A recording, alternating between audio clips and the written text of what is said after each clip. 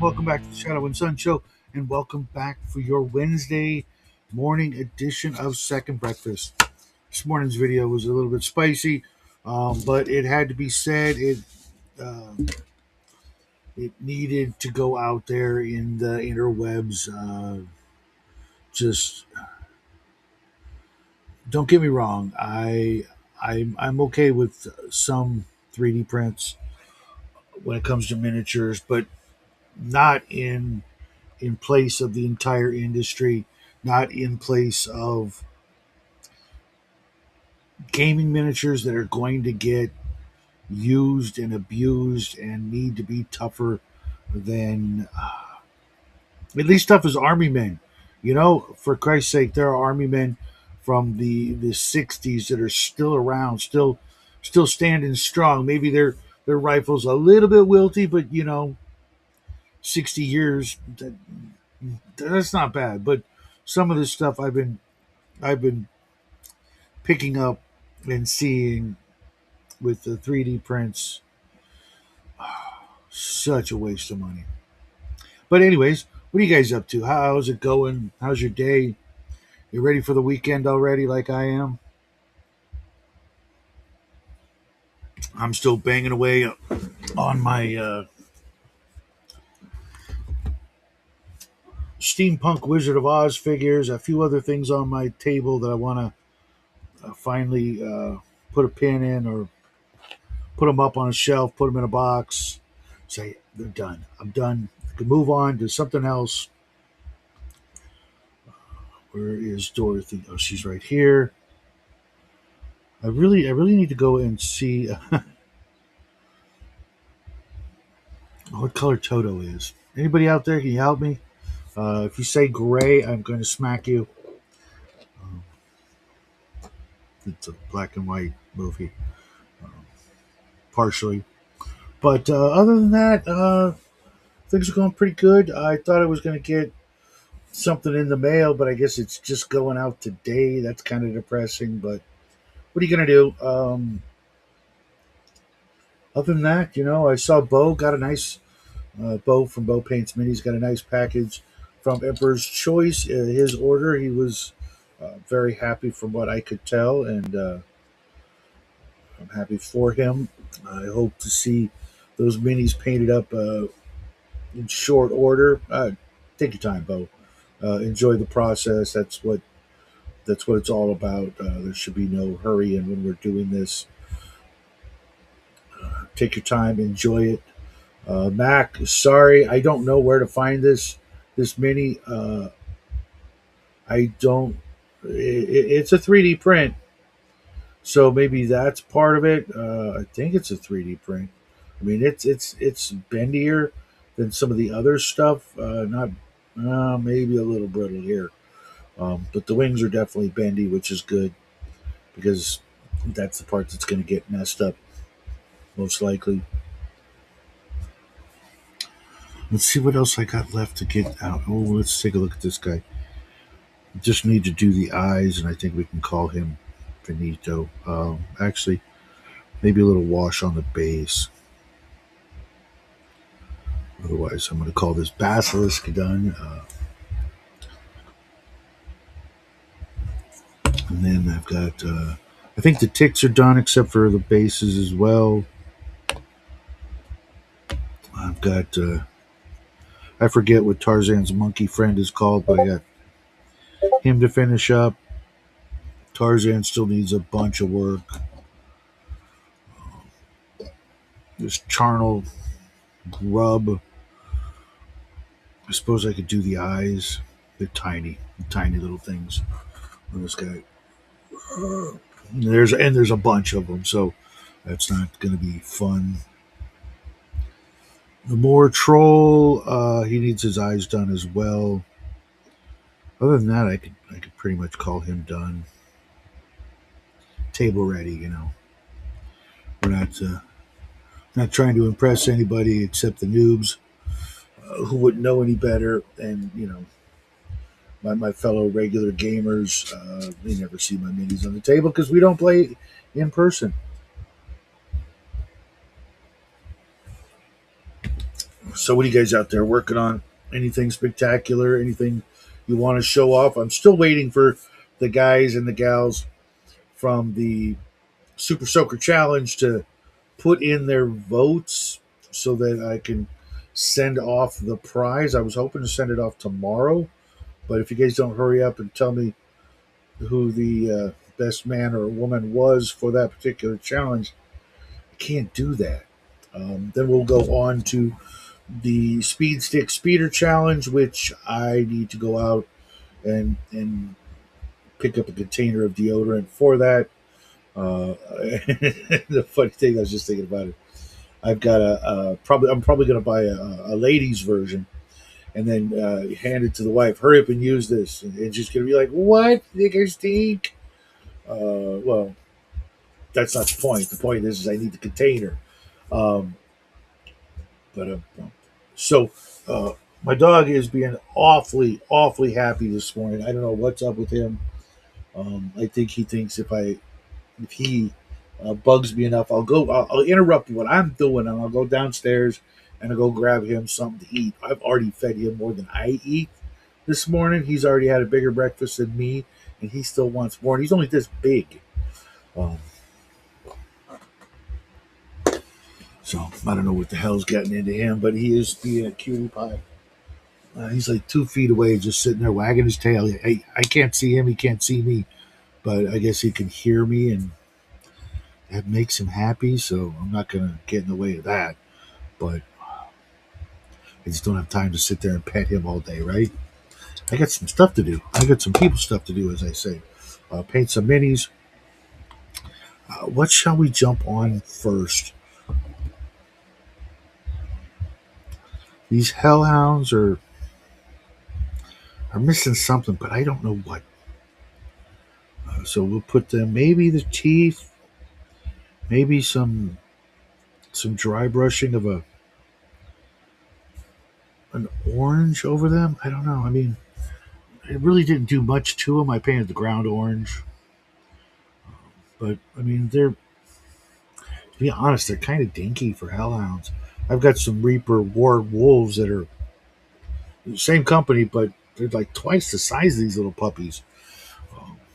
So we'll leave them, not do them.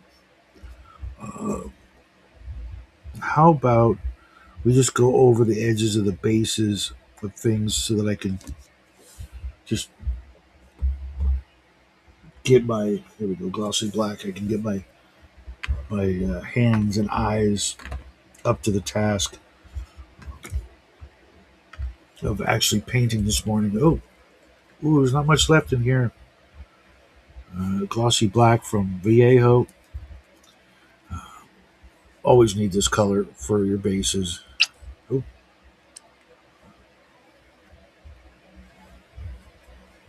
to do the edge around the base to make sure they're. It's funny. No matter how hard I try with painter's tape and everything else to keep the bases that ring. Here, let me show you. This mini, you can't really see her, but see the black part of the base. No matter how hard I try, I've always got to go back over that and fix it and hit it with a glossy coat of black to make sure that it looks like a miniature base and that it sort of frames the mini, if you will. So, trials and tribulations of a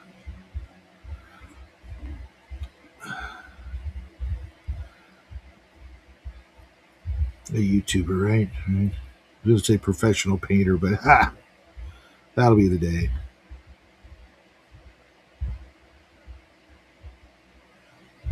So I started working on my my espionage D&D game, and everybody's like, well, why D&D? Well, because it's the game I know best. Like backwards, forwards, subconsciously, whatever you want to call it. And I was talking to a good friend about and I keep going on about this. I know, but until when we play in person, we know we know the etiquette. We know to arrive with something in our hands, a bottle of soda, a bag of chips, something, we can share with the group. Um, you know, because we're coming to somebody else's house, you know, we're not going to eat them out of house and home, and you drink up all their sodas and make a mess. And there's basic common decency etiquette that we've all lived with, for most of civilization. You don't show up empty-handed. You don't make a mess. You be respectful and all that stuff. But online gaming, that stuff just goes right out the window. I mean, when it comes to eating, you should not be eating on camera. I know I've done it a few times, and sometimes you can't do anything about it. It's like it's either I eat now or uh, we game in 20 minutes, right? Um, and if it's not a live stream, it's not as bad. If it's a live stream, oh God, you better not be eating, and you better not be smacking your lips, chewing gum, or any crap like that, right? That one's for you, Max, wherever you are. But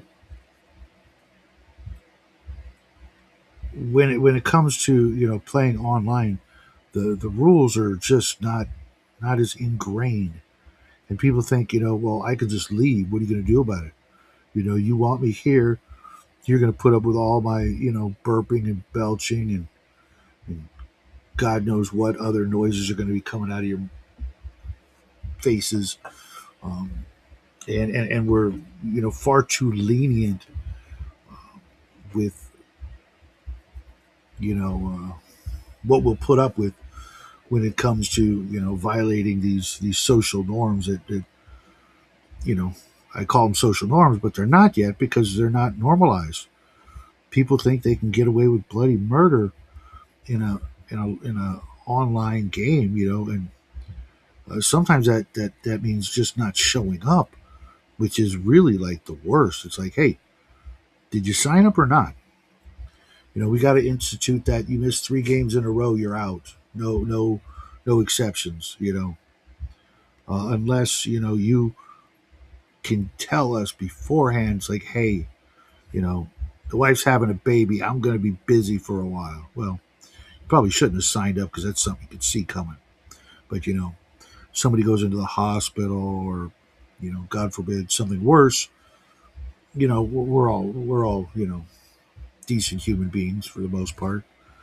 Um, some more so than others, and we can let that stuff sort of like you know what are you going to do? Kick them out? No, obviously not. You can't really you know be that hard ass when it comes to it. But if someone flakes 2 3 times in a row, sorry, dude, you've already screwed up the game, and I can't have that happen again. Maybe it would have been the last time. You'll never do it again. Blah blah blah. But I mean, flaking once. I mean, we're old. I get it. I've not done it, but I've fallen asleep on camera in OGGM's game, but I've never flaked and just like, oh, I forgot about the game. You know, um, I might be late, but completely forgot. I don't think that's ever happened. Okay, you are.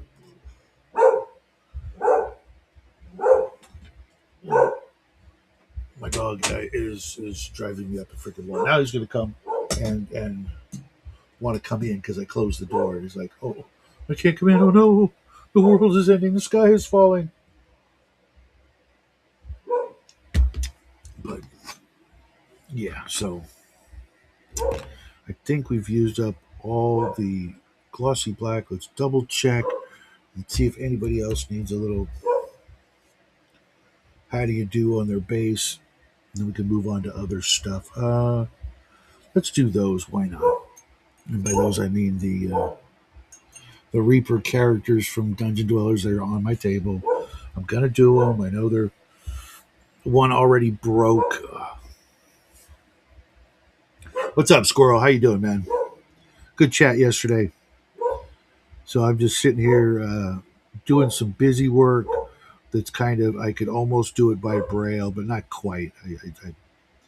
I joke that's actually dry brushing is the only painting you can do without looking, and doing the little edge around the miniature base in glossy black so it stands out, and I know where to stop painting, the floor, as it were. I don't know if I'm even going to bother with that human female fighter. Um, I think that was like a really poor choice, right? If you're going to run a party of four, right, and let's say you even have four, two guys and two girls, the girl is not going to be running the frontline fighter. Just that's too unlikely to be the case. There are no stories, and the frontline fighter, despite the fact that most people don't want to admit it, the frontline fighter is the leader.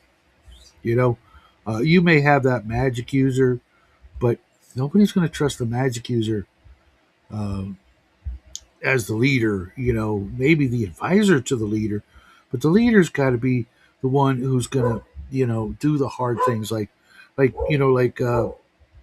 Matthew Broderick's character in Glory.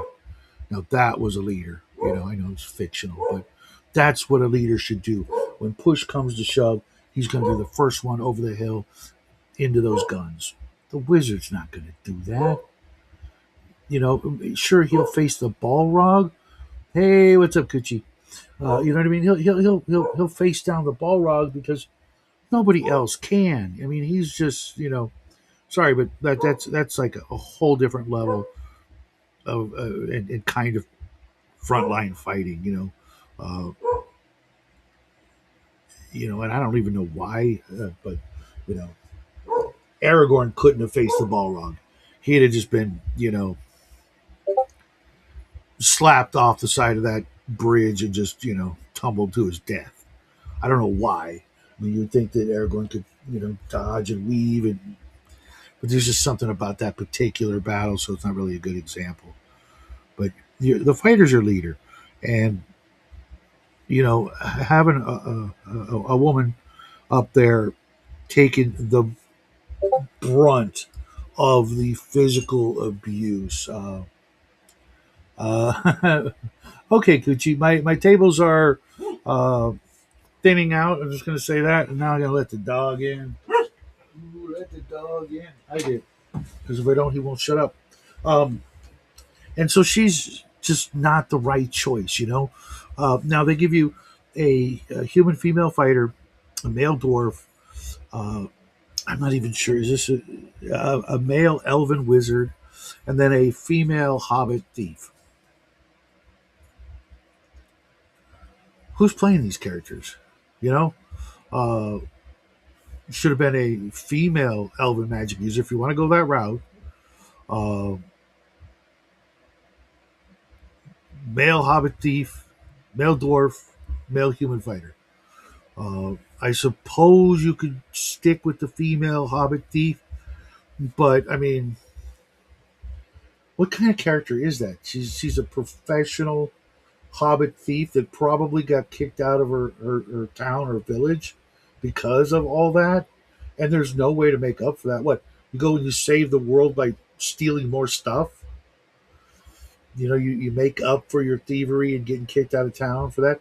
With the guy, it's like, I'm good at sneaking and getting in and out of places, etc. And I don't want to go. Right? That's how it was with Bilbo. He didn't want to go. They grabbed him. But a female hobbit thief. If she's any kind of thief, she wouldn't have gotten caught, and she wouldn't have volunteered. Female dwarf, that's just gross. Just sorry, but not with the beard thing. It's just like the last thing she's going to do is buckle on armor and show up every other male in her clan or mountain or hill. No, no, it's just not going to happen.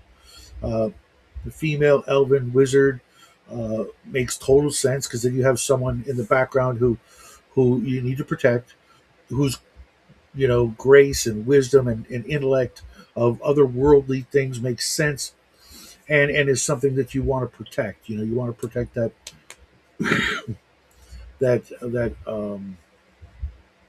person, that individual who has been bestowed with these massive gifts of otherworldly knowledge, um, and in the back, we'll protect you, because when the time comes, you're going to be the one to cast the big fourth, fifth, sixth level spell that saves the world, right? It's like it's kind of a little bit too much, trying to be all inclusive and make people feel welcome. When if they did any of their research, they find out that half the characters that female players play are male to begin with, and then the frontline fighter would be one of many, not the one and only. You know what I mean? She's just gonna get crushed. The first ogre that comes along, drive her into the ground like a freaking tent post, right? I mean, it's just like too much virtue signaling, or too much, forced inclusion. And if she can hold the line, go toe to toe with the ogre, is a burly enough fighter to you know uh, go toe to toe with any human male, who's she ever gonna like settle down with? There's gonna be nobody that she's gonna be able to look up to amongst her own people. Because that's the way it is. Women have to look up to the man that they hook up with, or they don't do that. Unless it's a. Anyways, um, so, and why didn't he go instead, right? Or why didn't they go together? And now I get it. They only could put, for whatever reason, four adventuring characters into the Kickstarter, and at least with other companies, they have like Shadows of Brimstone. They from the very beginning, there's a male and female version of each in the miniature form and on the character sheet. So the character cards.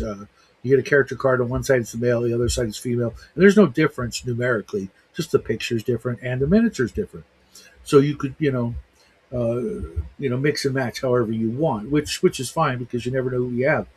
But when it's like you're only going to get four player characters in the box, and we're going to go this route. What's up, George? Long time no see, man. I mean, I know you were here yesterday, but you've been kind of, you know, out of touch lately. I just want to make sure you're doing okay, man. Oh, what the hell? What's that? My dog's being a weirdo again. Has he been doing any painting, George? Looks like Squirrel's going to have his basement back in order. All my life I've dreamed of having an actual basement. A place underground. The kids from Stranger Things had like the perfect freaking setup. Bo's got a really sweet setup for his basement. Here in California, there aren't real. I mean, there are some, but I've never seen them. And having a busy with work and doctor appointments. Okay, George, I would absolutely love to have be able to go downstairs and have a proper man cave where all that stuff is accessible and stored and place for everything and everything in its place, right, guys? You'd be surprised how how alien and foreign a concept that is to some people I know. Okay, everybody I live with, they just don't. Uh, I know where everything is. The wife will ask me, where's the Swiss cheese? I can tell her exactly what part of the fridge, what shelf, you know, it is. And she's like, "How do you know that?" It's like, "How do you not?" It's just, and he knows where the Swiss cheese is. It's not in his belly. Hello, you are a cutie pie. What do you want? Is everybody ignoring you again? Well, it's because you're my dog, not their dog. You're my dog. And so I've always lived by that. As soon as I heard that expression as a kid, um, I'm like, that makes it simple. I'll just put stuff in the same place always, and I won't have to go look for it very far, right? The same thing with and bosses hate this one. The faster I work, the farther I get behind, and they know damn well it's true. But you say it to them, and they just like, for I don't know what it is about that, but they just lose their shit. It's like, work faster anyways. Oh, okay, so you want me to make mistakes? Okay, cool. Hey, I made a mistake. I just told you. Yeah, well, that's what happens. You work too fast, and you're not, the best at whatever it is, because nobody is. They think they are, but they're not. Um, you're going to make a mistake. It might be a little one. It might be imperceptible, which are the worst kind. Or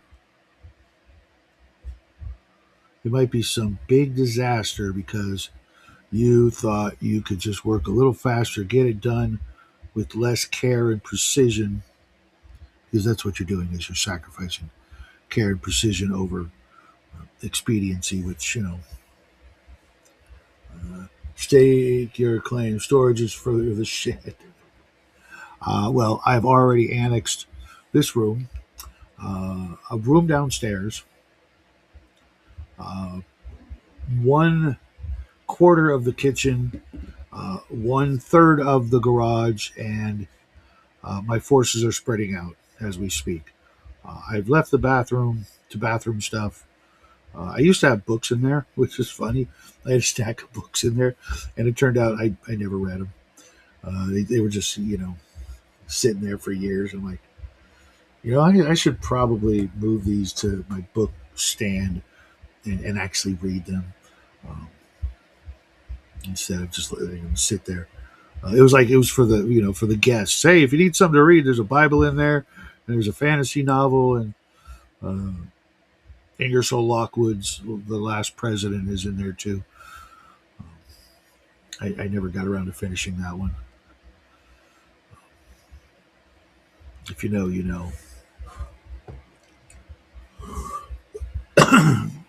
Looking like she's out of luck. Yeah, well, if my forces continue to multiply, um, we will have taken over every square inch of pull up Poland. I mean, our house.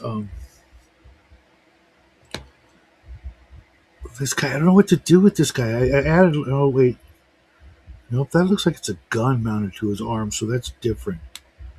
This guy, I mean, the Tin Man.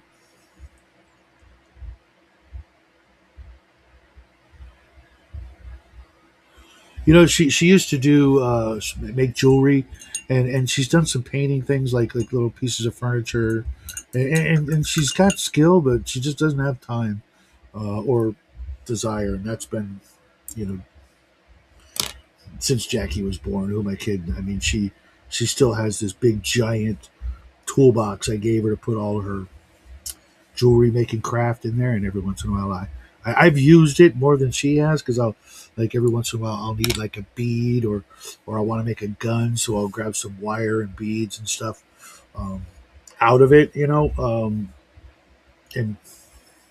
doesn't even notice it's under a blanket, under a comforter. Okay. That's good. That's good. Keep that up. Encourage that, which I did. Uh, yeah. When you make stuff from scratch, if you don't keep at it, you'll stop. Um, and that's why I don't. I keep painting. I keep building stuff. And plus, it's fun as hell. I mean, when I was working a 9 to 5, I couldn't wait to get home and do the stuff. Right? Yeah, the Tin Man really is cool, but I think I'm gonna go with the Scarecrow or the Witch. The Witch has got just that you know bit of sort of sexy sexy witch, right? And the Scarecrow is despite his scarecrowness and his derpy legs, knock knees and all, that scythe rifle is just like what's shaking, Edge Lord. What's shaking? My belly and an extra chin. They're all really good. The Cowardly Lion, he doesn't look cowardly at all. He's got a freaking blaster, So how could you be scared with a blaster, right? A big freaking chunky, you know, take your face off kind of blaster. Uh, if anything, Dorothy's kind of the weak link in the group. Flying Monkey looks like he's wearing armor. That's something, right? I'm certain you realize that I jest when it comes to your wifey. I genuinely play you and her continue to find happily ever after with each other. God bless. Thanks, Squirrel. We do our best. We don't see eye to eye on most things, except when it comes to Jackie.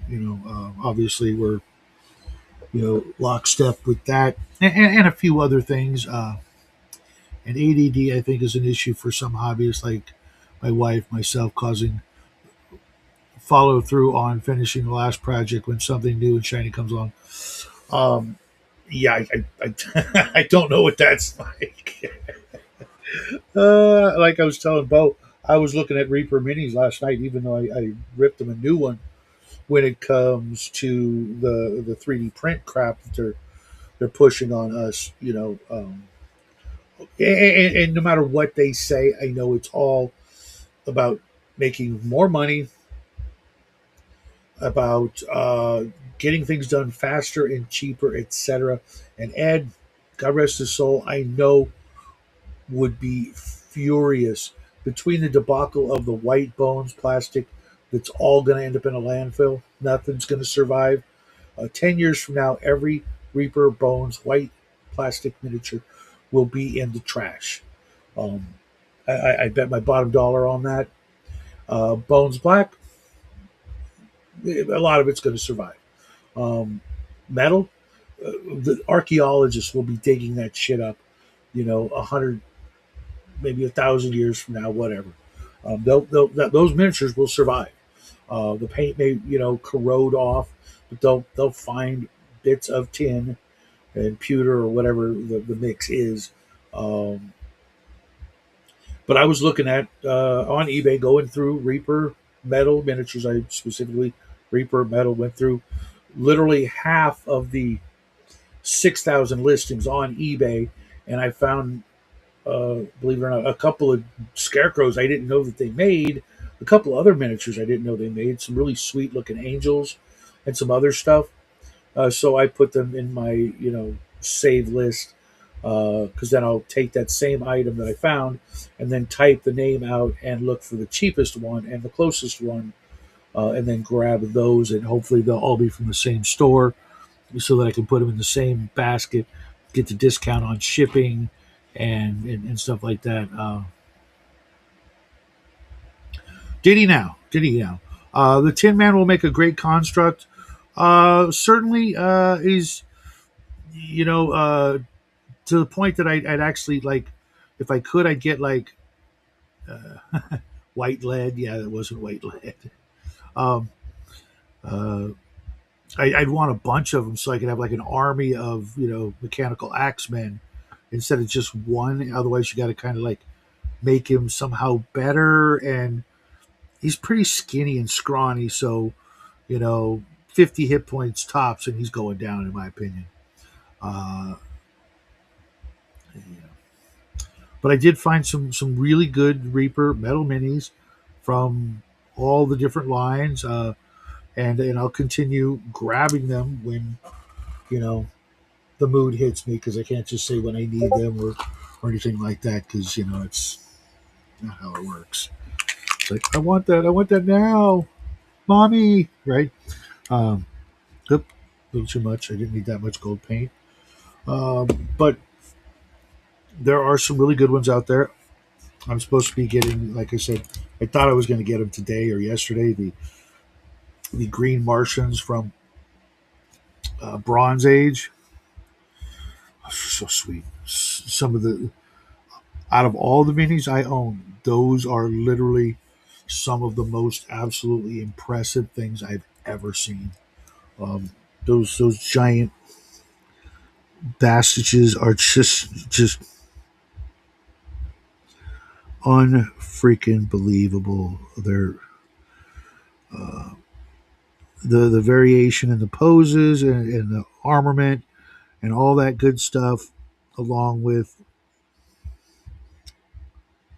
just the overall, their faces and everything. They're just so freaking amazing.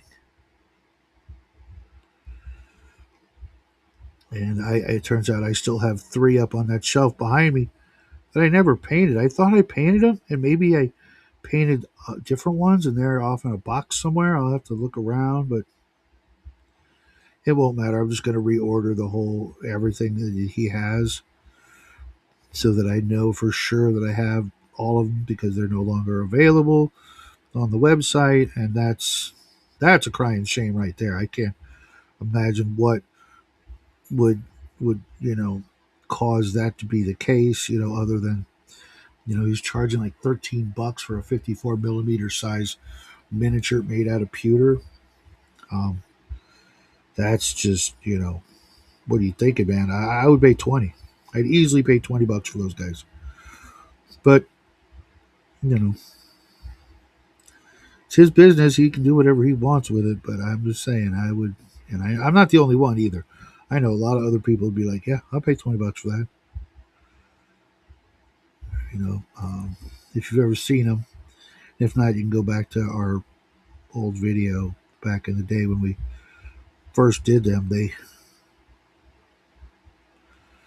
Even if you're not a John Carter fan, you can't look at those things and go, "It's all right, I guess."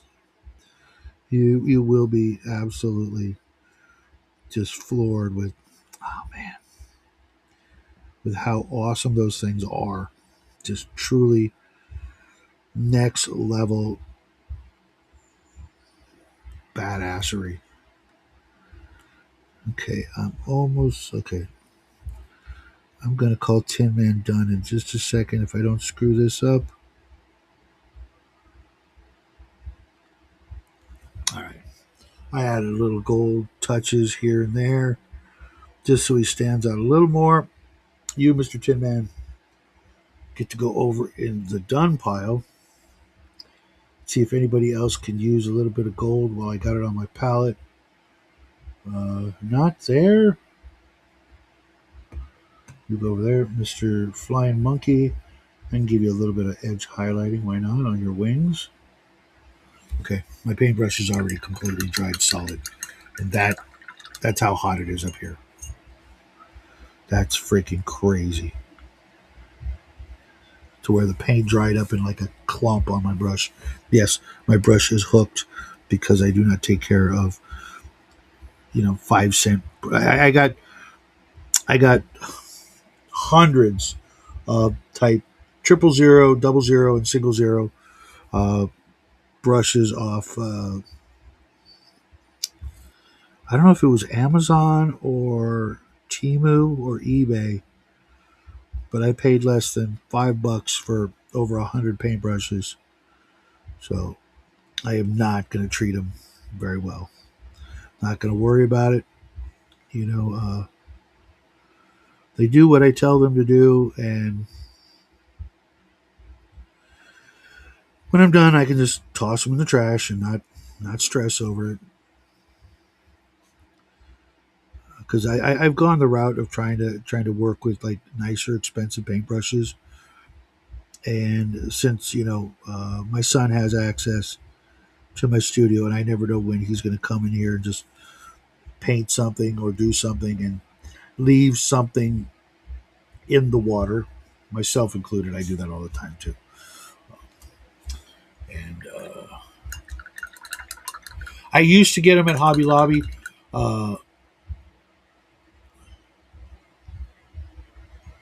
Swimming? Hold on. What did I? Yeah, another one for the pile. Oh, swimmingly. I could go for a nice swim, but I don't think the swimming pool is open. Uh, Hobby Lobby used to have Master's Touch in like a 7 pack for $4.99, and it would include a bunch of really tiny detail brushes and others. And I got a bunch of them. And every 2 weeks they'd have this 40% off sale. So I was paying less than 50 cents a brush, and I was like, great deal. I'll grab a crap ton. And then they suddenly stopped carrying those exact packages and started carrying another, maybe not even another brand, but another packaging system, twice the price, less of the detail brushes that I use, the double and triple zeros. Actually, this is just a zero. I don't know. No, it's definitely. I think this is a triple zero. And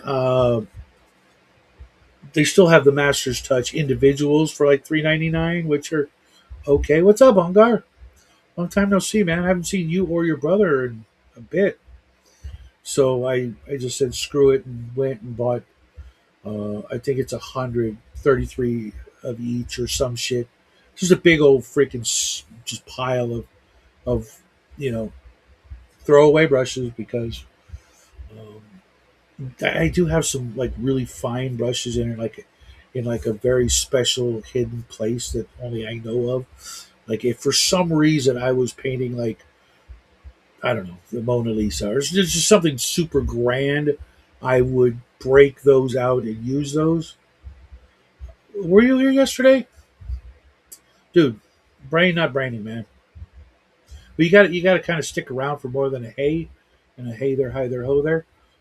You know where the link is. You haven't been on the show for freaking ever. And Yeah, I've looked at Sable and the same thing.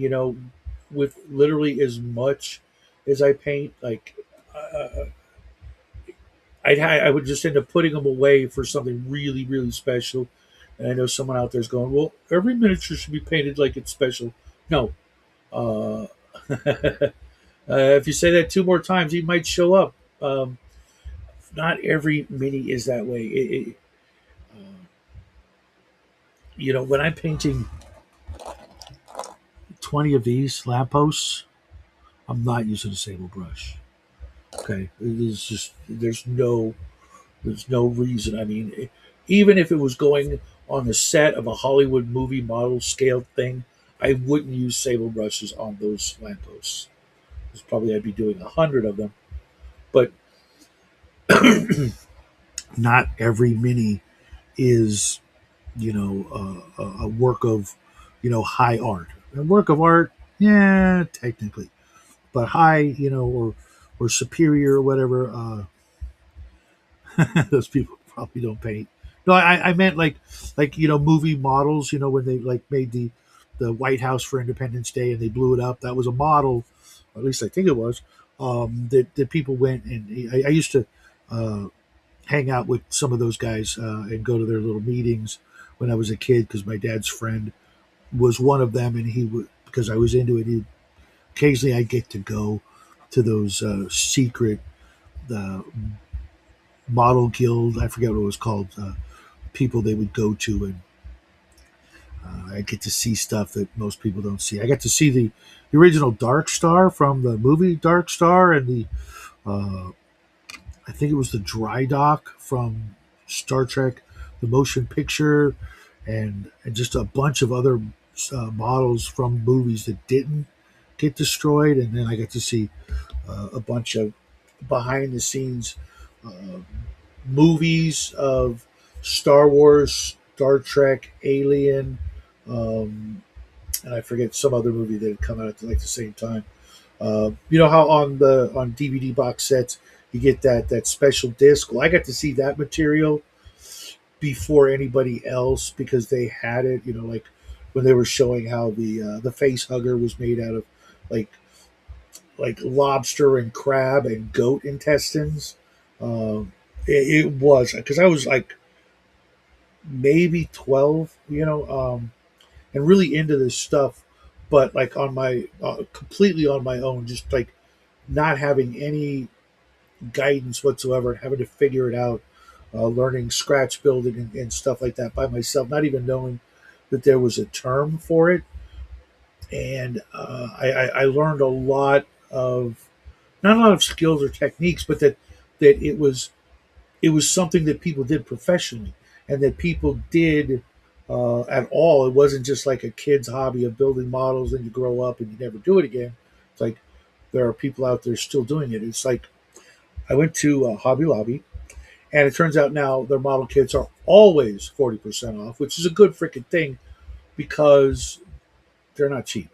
A model kit, I went in and I was looking specifically at car models because while I don't drive, I do have an appreciation for old cars.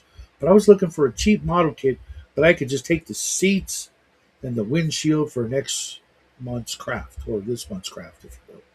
It'll be due August 7th. And I was just looking for a cheap model kit car, just anything that had like a cool windshield and some cool me too, Edgelord. Yeah, some bucket seats or something like that. And every car model kit, and if you've been to Hobby Lobby, you know the car section is 75% or more of the model aisle. Every one of them was $39.99. That's not cheap.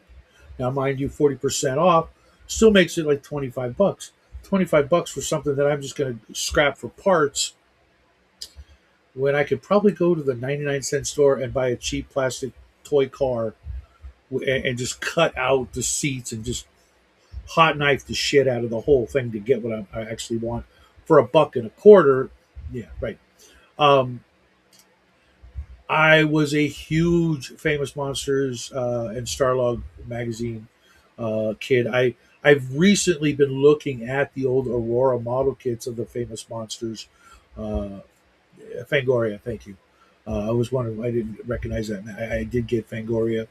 Um, I even have some. I've got the old Starlog.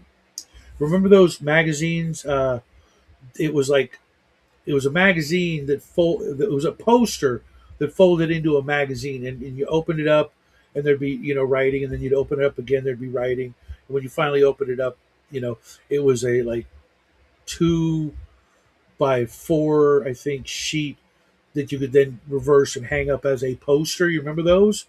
I was big into those. My room had them all. My favorite one, of course, was Darth Vader doing the Luke, join me. Oh, God, I love that poster. I had it up on my wall for freaking ever. I don't know whatever happened to it. Um, I'll have to go look and see what the magazine was called.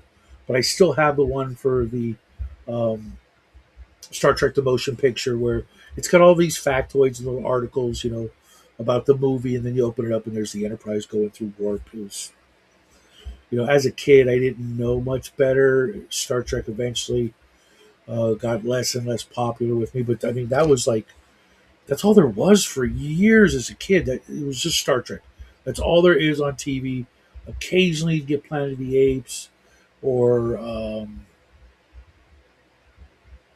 some monster movie or something like that from back in the day.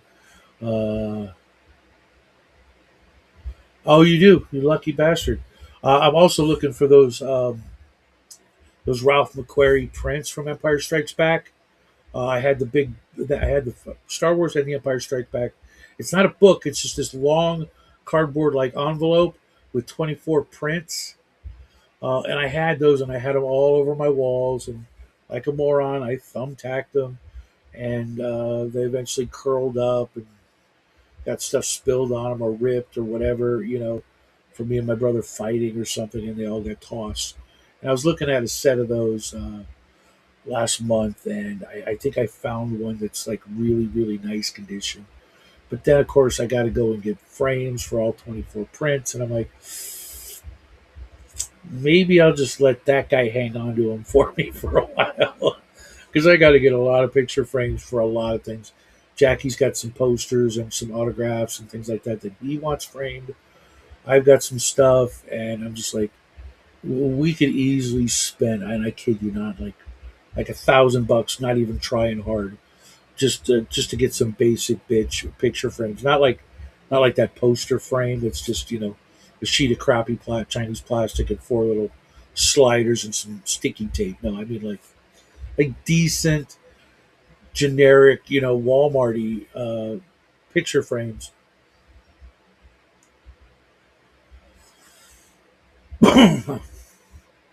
Yeah, if I was a little more careful with my brushes, I'd think about it, guys. But there's just no point. I'm gonna, uh, you know, by the end of this year, I'll probably have painted like 1,000 miniatures. If I count this as a miniature, freaking thousand, no problem. Um, and there is no sable brush that's going to last through 250 miniatures. Um, not not that I can see. Maybe I'm wrong, but I can tell you this: I spent $5, and at the end of the year, I'll still have half of these brushes. So I'd rather have that and the paint jobs I'm still going to do. It's not going to make my paint jobs any better. It might make it feel better, but it's not going to make them look better. And that money that I would have spent on sable brushes will go into the important part, which is more minis. Because I was thinking about this today. I was going through, or I was thinking about it last night. I was going through the eBay, right, and looking at all the metal minis, uh, looking for new stuff. But occasionally, I would see a mini. It's like, hey, I've got that mini, and I painted that mini, and then the thought occurred to me, but you know what? If I dropped that mini right now into some LA's Awesome, cleaned it off, and repainted it, it would look 10 times better. So with that, I'm thinking that everything I paint that's metal, not plastic, because who knows.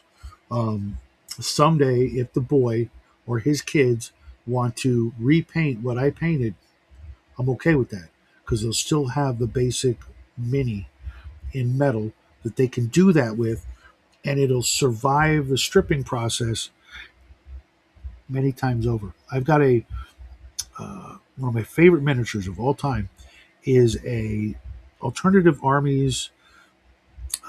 Is he right here? Do I have him here? Yeah, he's right here. I've got two of them now. It's this guy, like with the frisbee of death in his hand. Just a mysterious space marine priest or chaplain or something, right?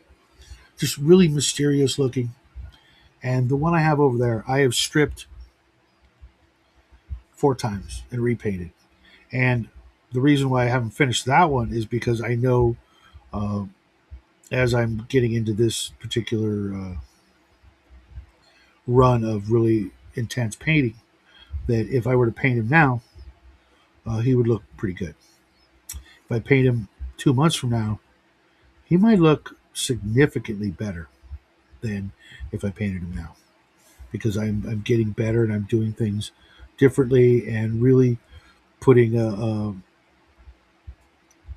very strong focus. Tech priest looking, thank you. More so than I have in recent history. For whatever reason, I don't know what that is. Maybe just because I am enjoying it more, or because I'm getting things that like really really cool stuff lately. That's making me just get into it. But to be honest, if I had to to pin it on anything, it's lately my conversations with James L. He's really making me appreciate the hobby just a lot more. Um, Considering how hard it is to for me to get into a good game that's with good people that will stick around and not flake and not fight with each other and not you know try and screw the game over because they're not getting their way. Uh, so when I can't like run a game that I want or be in a game that I want, um, I can still make minis for other people, my son, grandkids, etc. That they can have the tools and the toys to run and play the games they want because with Jackie's group of friends, at that age, um, none of that shit gets in the way. They're just there. They're there to have the best time ever and do the things. And play the games with all the bells and whistles that Jackie and I have put together for them, and so they can just enjoy the hell out of uh, their games that you know they're just learning. They're just getting into. Oh, Edgelord, I use the best stuff ever made. That is LA's awesome. Write that down. LA's awesome. It is gentle. It's fast. If you're in a hurry, take the miniature, put the miniature in a Ziploc bag, fill the Ziploc bag with LA's awesome, like the snack bags, not the big ones, just a snack bag.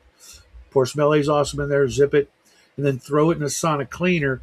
And in about 20 minutes, it'll be done, and you won't have to clean up the sonic cleaner, and you can just dump the LA's awesome back into the bottle or somewhere else, or you could just take a cup or a medicine bottle. I prefer using glass.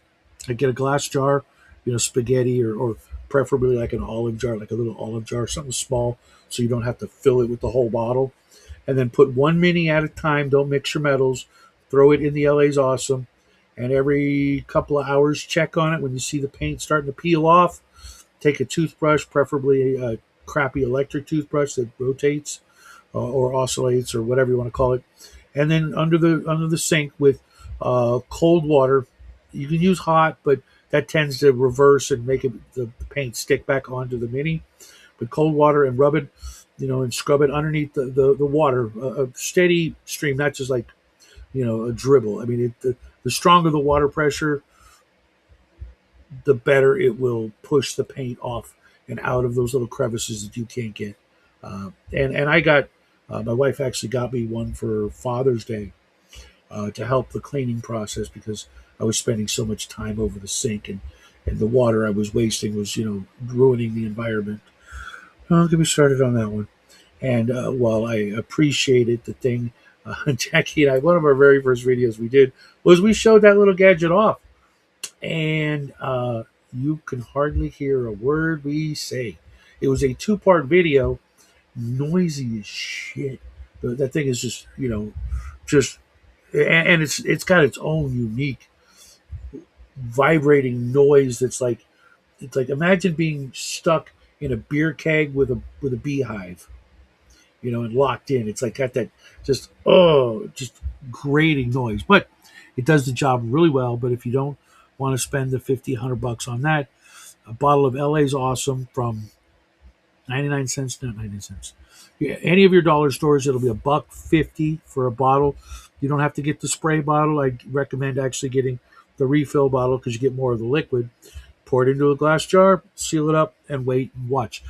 Come back in a couple hours and you'll see the paint like floating off. It's a joy to behold.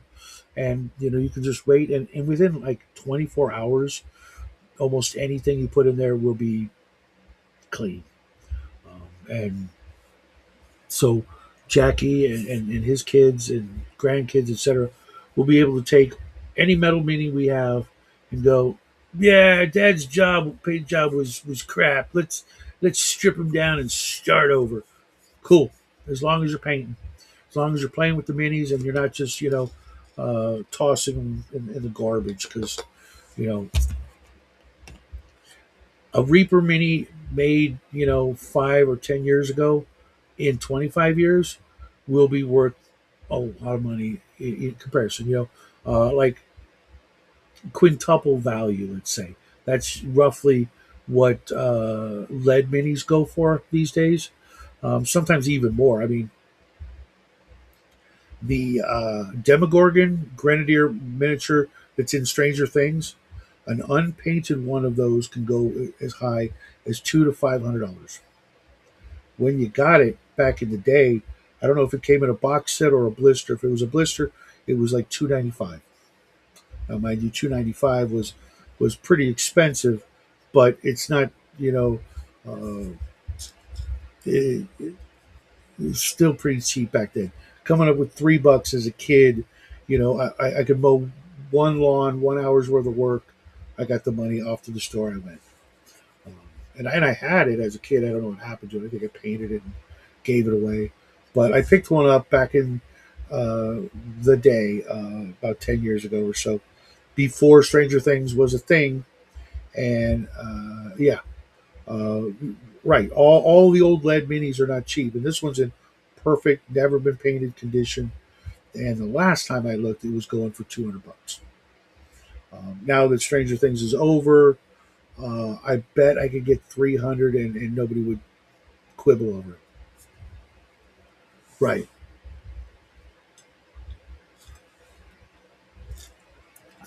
And I'll give you a little tip, guys. If you are buying lead miniatures or any miniatures at all, the best way to buy them is bulk. You're like, well, yeah, it's everything's cheap. When you go on eBay and you see lots of minis, like just piles, maybe laid out so you can see them all. Pound for pound, you'll pay less by buying a bunch of stuff you don't want and stuff you do want at the same time than if you buy them individually. And while sometimes the condition may not be exactly what you want, if you're going to paint them, buying lots of miniatures, stripping them, and then repainting them is the way to go. Um, if you go and try to buy single still sealed blister packs, they will see you coming, and you're going to be charged, 25 to 50 bucks because of the privilege of cracking that blister pack open, which, trust me, is not worth the price. Yeah, it would probably be Middleton out of Italy, and I actually got the Orcus that they did. Really nice sculpt for 25 millimeter, but you put it next to a 28 millimeter miniature, and he just looks like a chubby, pudgy little winged guy that even Mr. Scarecrow here is going to tower over, and it's kind of sad. I'm like, that's a cool mini. If I were to put it amongst Grenadier and Heritage minis, it'd look cool, but I don't do that anymore. I play with mostly Reaper and um, Shadows of Brimstone miniatures, believe it or not, more than anything else. And just it's kind of sad because I really love Heritage minis. They may uh, have less detail, um, but they have a lot more charm in a lot of cases than the newer stuff. And I hope uh, I can replace all my old lead with tin and pewter from various sources on the interwebs, and get the lead to people who will paint them and use them and try to save them, and I could just have them recasts that 50 years from now people won't even it'll be all that's left of Grenadier, Ralpartha, and Heritage, because all that lead will just be dust in the wind. It can't last that long um, without spending so much effort uh, that I mean it would be a small fortune, and you know just not really worth it. You know, if you know in the future humanity is treating old lead Grenadier models like works of art, and treating them like the Constitution, Declaration of Independence, and the Mona Lisa, and putting them in air. It's no, why? They made thousands of different sculpts and minis, and no one is that much more important than any other, especially when it comes to the humanoids. No lizard man figure is worth that kind of effort. But having tin that's 400 or 500 years old, um, that you can still knock around, like have you ever gotten a hold of old lead miniatures from the previous century? The old like cowboys and Indians or Napoleonics, the big tall fuckers, or the flats, or the lead, toy cars with the really heavy paint jobs, from the 1920s or whatever, or earlier. Those really antique, lead minis. I played with some of that stuff as a kid, and it was chunky. It was quaint, not a lot of detail. You knew what you were playing with, and you could knock them over, and they weren't gonna break. You could bend them back into shape. If a bayonet bent or something, you just bend it back into shape. And every once in a while, I'll see that stuff on eBay when my search for lead miniatures comes up, and I'm like, yeah, people are gonna feel the same way about old D&D miniatures as I feel about that stuff. You know, in the future, they're just gonna probably be like, yeah, cool story, bro, right?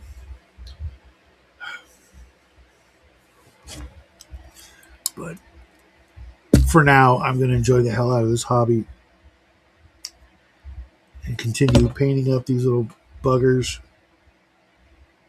Hopefully, you guys will be inspired to do the same thing and pick something up uh, and start painting or crafting or at least designing a dungeon for your players with some new inspirations you picked up from one of us out here. Um, I've got the same sheet of notes I rewrote because I was too lazy to come up here and get them, and I wrote them downstairs.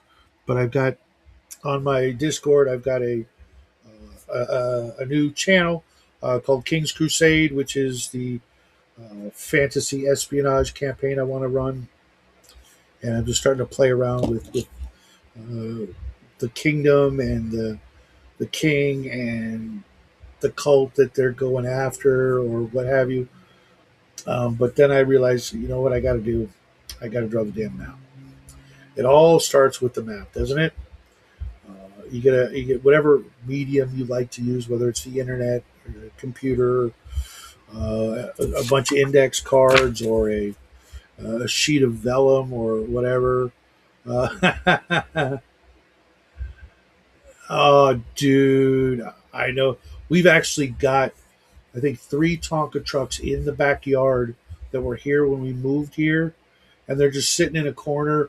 Uh, they wanted to put plants in them and use them as planters because they're big yellow Tonka dump trucks. I'm like, no, no, no, no, no, no, no. And they're like, why? It's like, because those things are probably actually worth kind of a lot of money. What's up, Mike? And they're still sitting in a corner, kind of rusting, covered with some spider webs. I should do something about that, but I'm just like, yeah, I probably had the same Tonka truck, one knee in, one leg pushing around. Those things were tough as hell. A kid couldn't do that with a modern, if Tonka even exists, truck, unless it was specifically made to support the kid. But even then, it would only support the kid, not the grown up. I could probably do that with one of those old Tonka trucks. I think they do the elephant thing where an elephant stepped on the Tonka truck. Was that a thing, or am I just remembering it wrong? I could have swore that there used to be a Tonka truck commercial where an elephant stepped on it and it didn't crush the thing flat. Um, but yeah, they don't make anything like that anymore. Or if they do, you're paying so much extra for that. It's like they say, cheap, durable, lightweight. Pick two. Well, uh, I'm happy with just durable. Could we just do that? Because it seems like even that is like, that's the hardest thing to do. You think so, Steven? Yeah. Kind of like the Samsonite Gorilla commercials. I mean, that used to be a thing. They used to make things to last, not to be cheap, not to be lightweight and cheap, but to last. And if it had to weigh an extra pound or two, suck it up, But somewhere along the road, which is inevitable in any society, uh, good old days playing in the dirt. Yeah, yeah.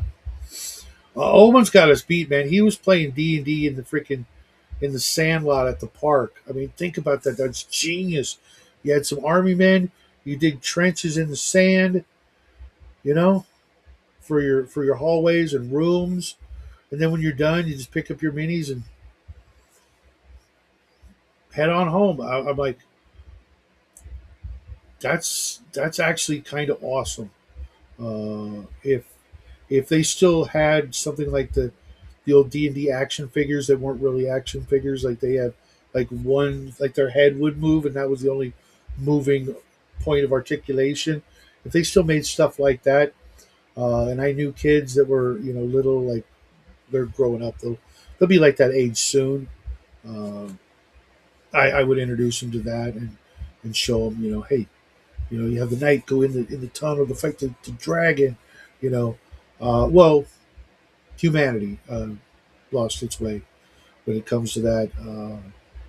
There are companies that are trying to bring that back and trying to make durable quality items, but the rest of the world is making it so hard for them to be able to manage that, to make it, you know sound, fiscally. Um, it really should just be the way. That's true. That's true. I could. Maybe I'll do that when the little guys get to the right age, because right now they're all um, between 1.5 and 3 years old. When they get to be in like the 5 to 7 age, and they're not trying to put everything in their mouth.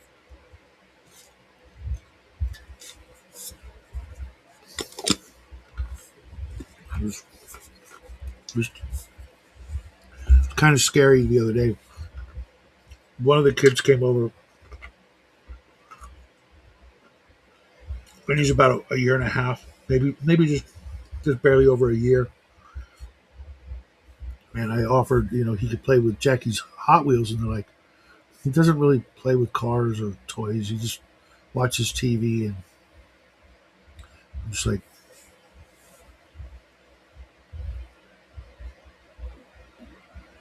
you need to fix that. You need to fix that. Oh yeah, but it's easier this way. We don't have to pick up his toys and stuff. Well, if you teach him to do it, you won't have to.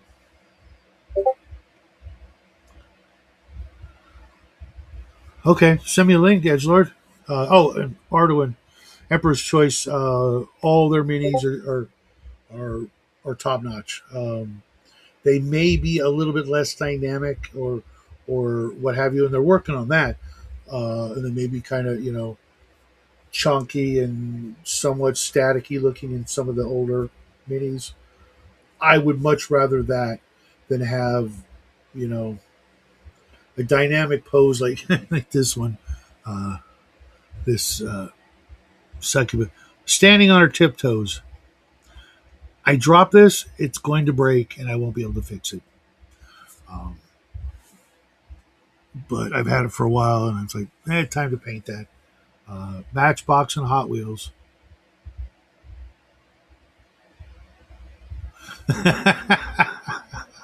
Well, you might be able to just find them with a metal detector. Yeah,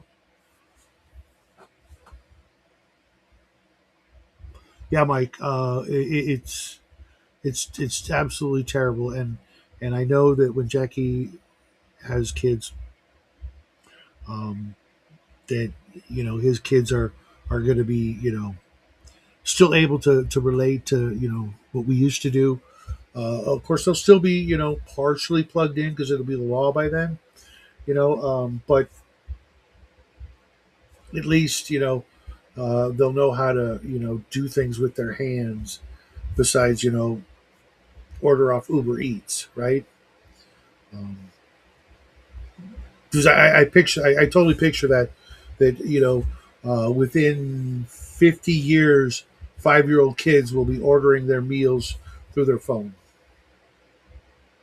I won't be here to see it, but I bet that's going to be a thing that will be a thing, um, because we'll be that plugged in and that reliant on our personal tracking devices for our own good if we don't do something about that. Um, we'll see, right? Maybe I'm wrong. Maybe people will wake up. Uh, and stop reading a book. I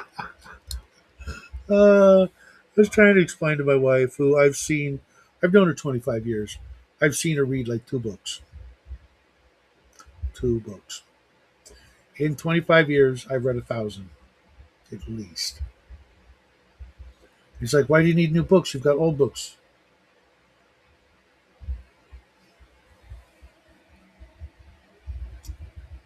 to read new stories. Would you just watch TV? I don't want to watch TV. I want to think. I want to use my brain. I want to learn new stuff. Why? Why do I want to learn new stuff? So I can, grow, improve my brain, improve my thinking process, improve what I know, what I've learned and what I've experienced. Even if it's only through a book, it's better than through a TV screen that is, full of commercials. Uh, a whole library of appendix. I probably I probably got a pretty nice library as well. But I've started expanding it into other genres, not just fantasy and science fiction. Good for you, Edgelord. Thanks to my friend Graham, he's been sending me westerns for Christmas and my birthday. Such a great guy. Um, like Louis L'Amour and who's the other guy I really like? Zane Grey. Uh, so I've got a nice collection of westerns, and I'm trying to phase out all my paperback books. So don't be surprised if you guys start getting paperback books when you win a prize, because well, I could put them on eBay and do well doing that. Um, Getting to the post office is just such a pain in the ass. Yeah, yeah. Louis L'Amour and Zane Grey. I think I like Zane Grey better, but I've only read about half a dozen of each. But all my paperbacks, unless they're like game books, uh, they're going bye bye. I'm gonna make sure it's all hardcover, or at least like trade paperbacks for comic books and game books, that don't come in hardcover, which I get it. The difference, you're talking about a $10 to $20 difference just for the pleasure of having a hardcover on the book, but that means that hardcover um, is more likely to survive. It's either going to be more likely or less likely to survive. More likely to survive because it's more durable. Less likely to survive because people get so lazy that lifting a hardcover book is harder than lifting a softcover book, and they just toss them because they're weak. In which case, um, society doesn't deserve to continue. But I'm going to do that. I'm going to replace all my soft covers with hard covers, and even my comic books. If I can get them, if I can get a oh shit, I bet that's the same color. I'm almost certain it is. Maybe a different color. Like my comic book collection, which is you know kind of worth a pretty penny. But like all my Warlord comic books, I found a whole collection of R.A. Salvatore FR books, hardcover, at Savers here in Buffalo. We don't even have a Savers near me. We've got Salvation Army and Goodwill. And every once in a while, I'll get lucky. I did pick up uh, uh, Doctor No, first print, uh, in really nice condition. But sure, even if I saw them, I would grab them, uh, knowing that I'm probably never going to read them, but someone else might, and I'd pick them up. What's up, Mike? Would like to join the stream. Hey, bro, what's happening, man? Hello. I seen that you were just hanging solo. Appreciate it. I could, apparently, I've been doing that more and more, and I'm like, you know what? I'll do 2 hours by myself, and then I'll go do people stuff. It's fine. I don't know where DM James is, or freaking Hungar could hang out. Creeping in. Or hanging in the chat. I do that a lot just because I like to throw it on and then Do other stuff. do I craft and stuff. totally But get that. you usually have a lot of quite interesting guests, so I'm just here to disappoint people. Well, that's not true. They're like, who the hell is this dude? Yeah, well, I was there once upon a time. I started out, me and Jackie, and uh, the only people that knew we existed were Grim and Cal, and now lots of people know us, and we know lots of people, and it's awesome. So, what are you up to today? Just Doctor chores and appointments, stuff. Oh, sorry to hear that. the fun stuff, go every once in a while. Sometimes Yeah, no, they want your blood.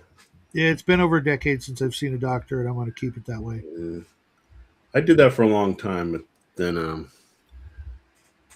stuff starts creeping up. You start out, and then the wife's like, "Go, go," just preventative. I'm like, Yeah, I don't even say anything.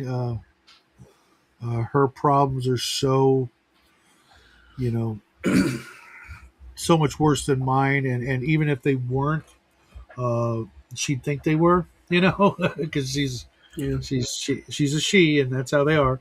I wouldn't argue. It's like, yeah, you're far worse off. You win. There you go. Take that victory, and yeah. better yet, why don't you just take a fucking Tylenol? And Well, I mean, we want them to be comfortable, and usually we're just like, this pain will do go we? away. Do we? Well, comfortable enough. I sometimes you just like, I'm gonna go to the garage now. I'm gonna sneak.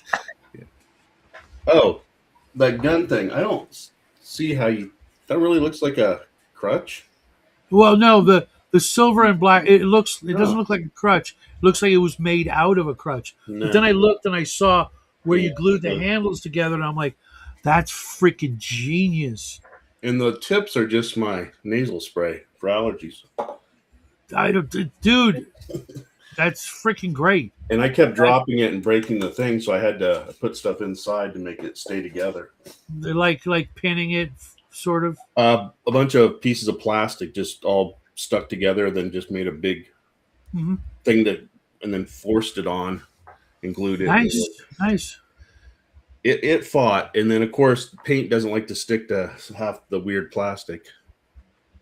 And then these things are just PVC pipe from like water pipes. Well, because the exact like color of silver and black made me think of a pair of crutches Oh, I once had. So, yeah. nice job. Edgelord says I've been finding old Galaxy pulps and the TSR pulp they tried in the '80s, like the Agent Hmm. 13 stuff or something gourd or pulps. If I could find, is that from Black Hole? Right, that's what I was thinking. It was like from one of the Yes, it old. is. That's why in the picture I uploaded, I nicknamed it the Cygnus Star pistol. It would be wildly inaccurate, the second barrel, but who cares? You Oh know, yeah, they have a different look. But as I was messing around, going, what can I make with the two little guns that were left over from our dollar store thing? I was uh, like, ah, I'll just stick them together. And I was like, that looks like, and then nice, nice. I'm still waiting for everybody's vote to send me a Oh, how do we secret. vote? What I didn't you follow. just send me a secret Oh, okay. message. I don't want everybody knowing who's voting for who. Did You can't vote for yourself. the one guy with the video post? Armstrong. Yeah, did he post in the thing? I sent him a message yesterday, but because of the time difference, he hasn't received it yet. Okay. Um, uh, Where's he at? he's in Ireland, Ireland. No. and George is in, I think, Colorado.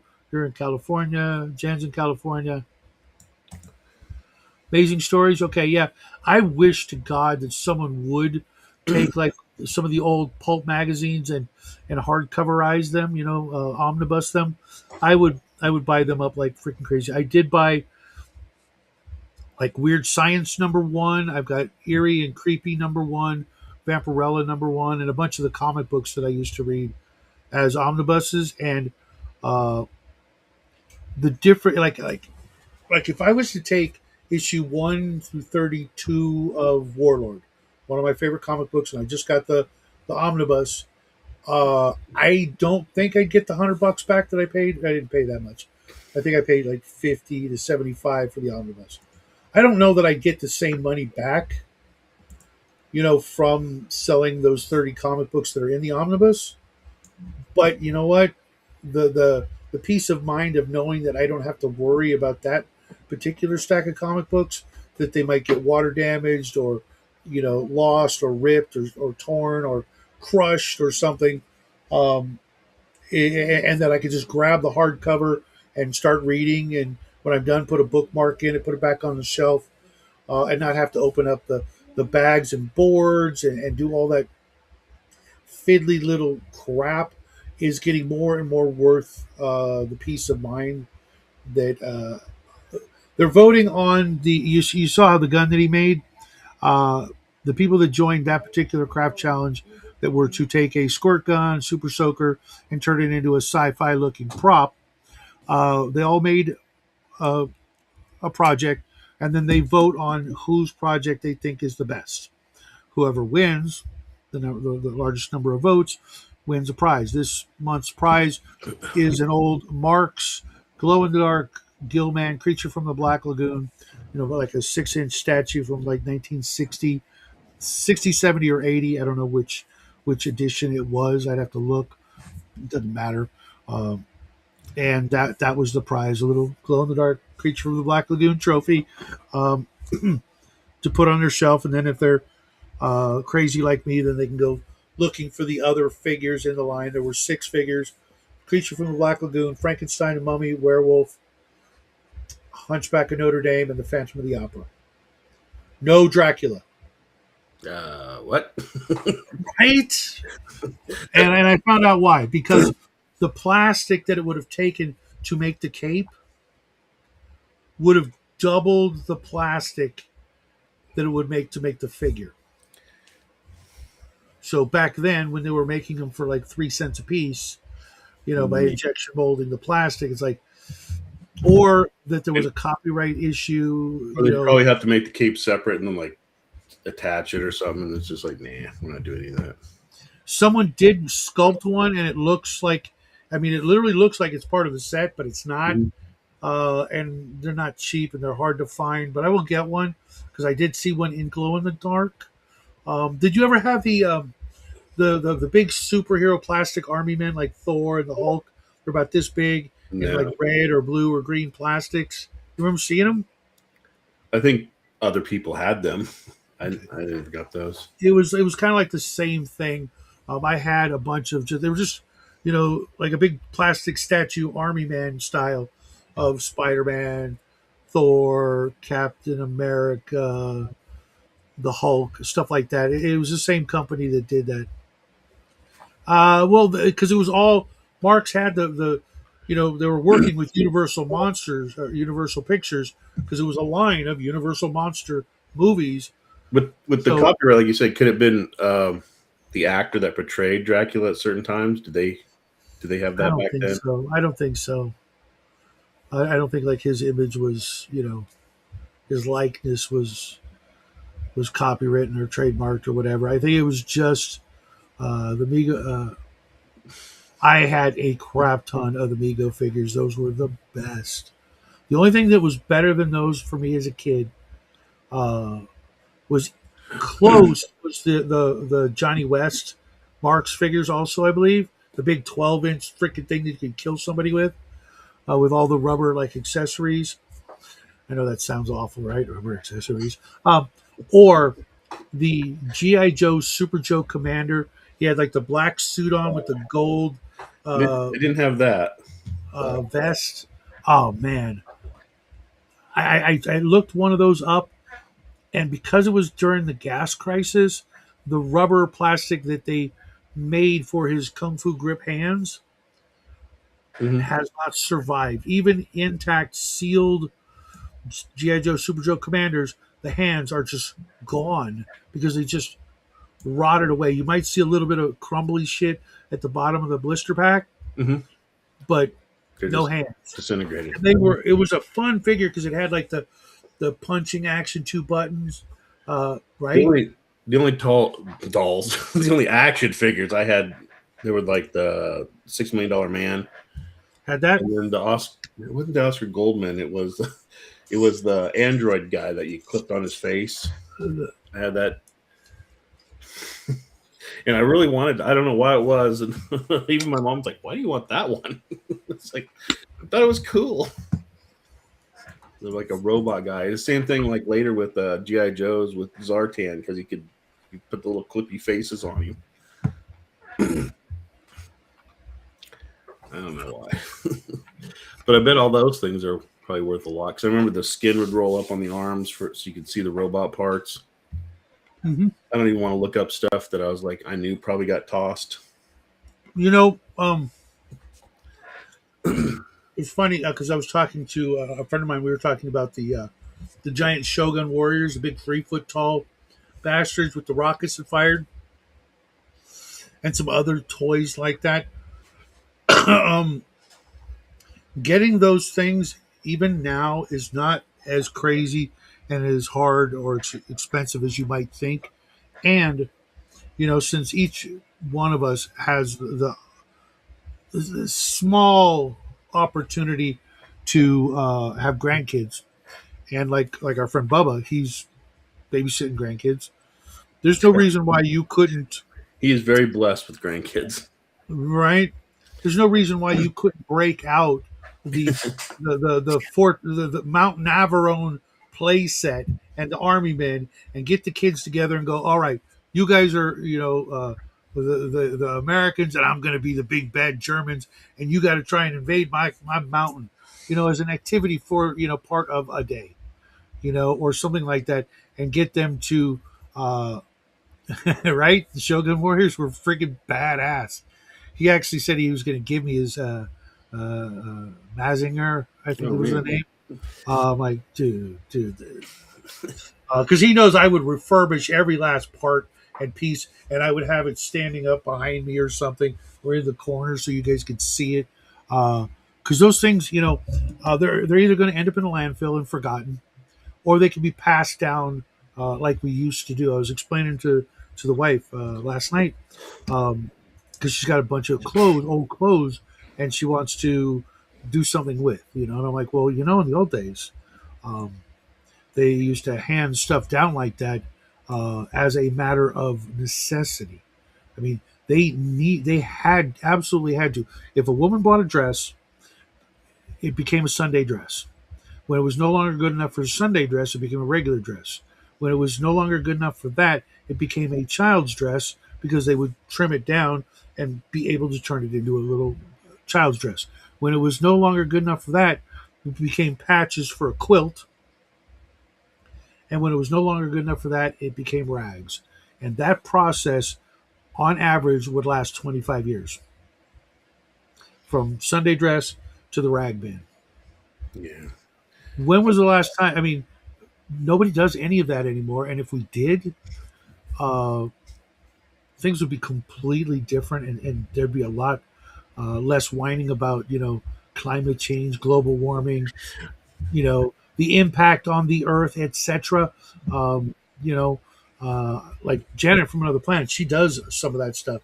She turns old things into quilts, and then now Yeah, that quilt is actually maybe even more treasured than that's the some original that's something article. I wanted to do. Is like I got a bunch of old like back in the '80s when TSR made T-shirts, and then of course your metal band T-shirts. I got some of those still in a box. I gave some to my kids, but I kept a bunch, and I thought that would be cool to get them all into a quilt. And suddenly it will turn into something that's more precious than the sum of its parts. You know what I mean? Or it's the whatever. yeah, it's the bin of why don't you throw that away? And then I'm like, well, this is my idea, and it's been my idea for 10 years, but I don't know how to sew that much. Basic, but not enough to make a quilt, probably. Yeah, but if you start saving up and your wife chips in, I have to get somebody to.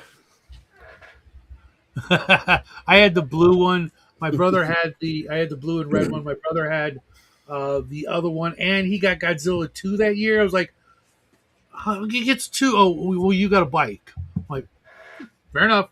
I got my first swing cruiser, and I'm jealous I over love. his Bigfoot from the $6 million man set. Yeah, he was talking about Sasquatch. Yeah, We had those.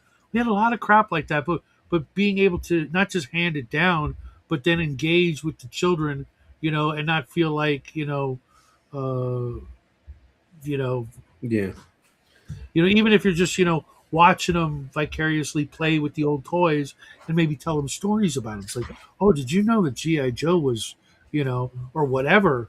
My boy, he played with my Micronauts up until he outgrew them, but he took really good care of them, and they'll be there for his kids if something crazy doesn't happen, and if he wants to pass them down, and they'll be able to play with them when they're the right age, so they don't shoot rockets down their throats and die. Um,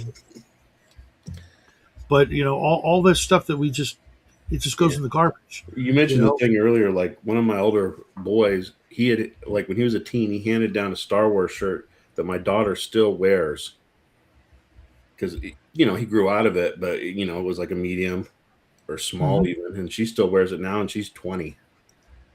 And Uh-huh. I'm like the other day I seen her wearing it. I was like, "You still have that dang thing?" She's like, "Yeah, the original movie." Because there are people out there that do appreciate, And it's uh, it's held uh, together. sort of a legacy mentality. Leaving things and getting the most out of it. Uh, when I was watching one of those videos, I was watching, the thing about socks. Like, if you get a hole in a sock, what happens? Executed. It It's goes out. into the trash, right? Well, I hold on to stuff way past the expiration date, but I'll Right. try to. Most people, I'm totally guilty of this.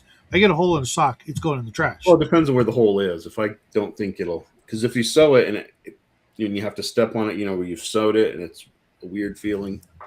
Right. But I'm see, the thing is there used to be this actual technique that women used to learn in the course of about an hour where they could literally repair the sock and there would be none of that.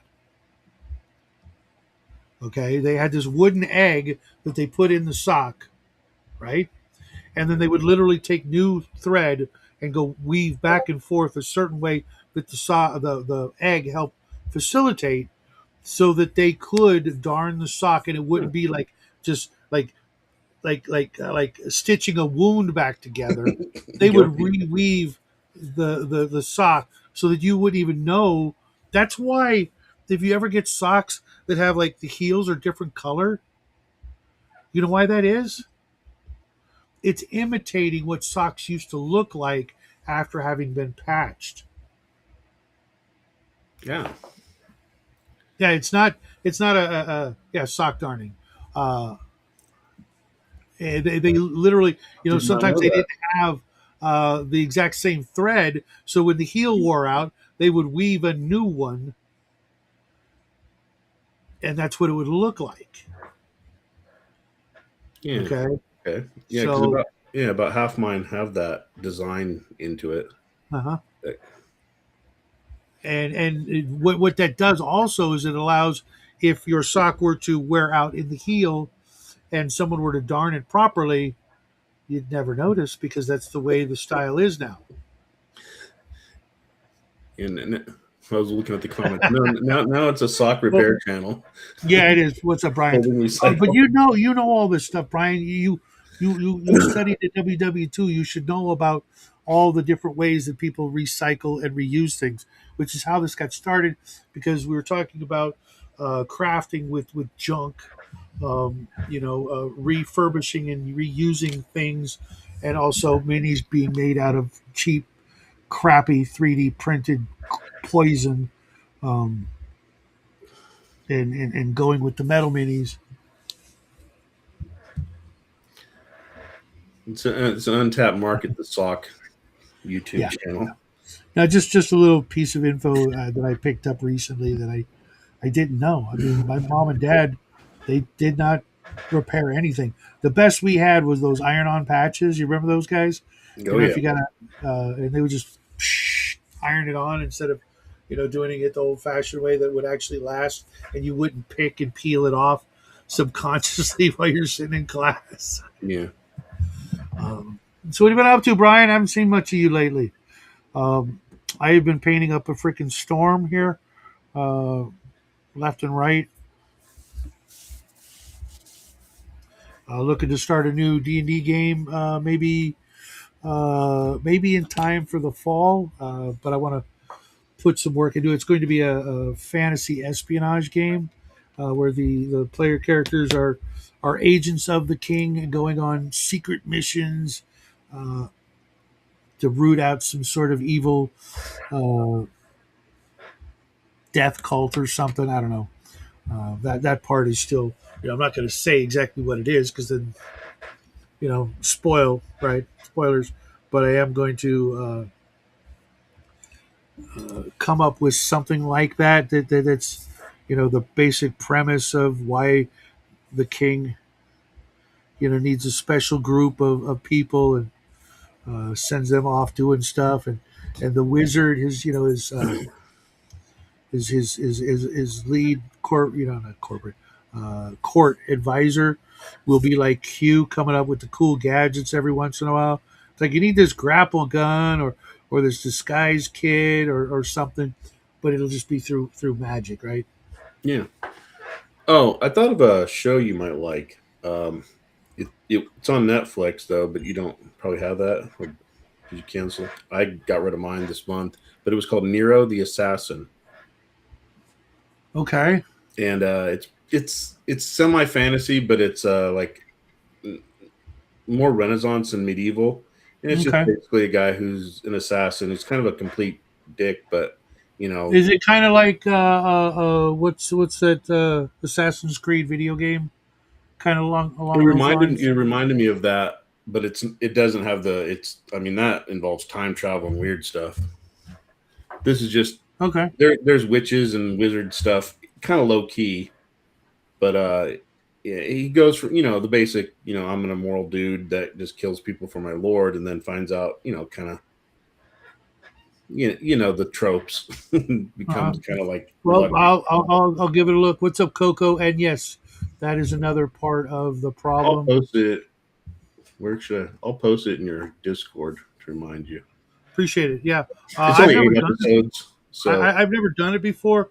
I mean, I've incorporated elements every once in a while, but like the full, length and breadth of the game is going to be, as much espionage tropes as I can jam into a D&D game and still keep it a fantasy D&D game. But, you know, there's no reason why I can't, have vampires and dragons and a demon somewhere, in the mix, as what's plaguing the kingdom, and the king needs a trusted group of capable individuals that can go handle the situation for him and uh, keep their mouths shut and report directly to him and go on the mission, solve the problem, and come back and rest, recuperate, train a little bit, go up a level, go on the next mission, and figure it out. And not just like a railroad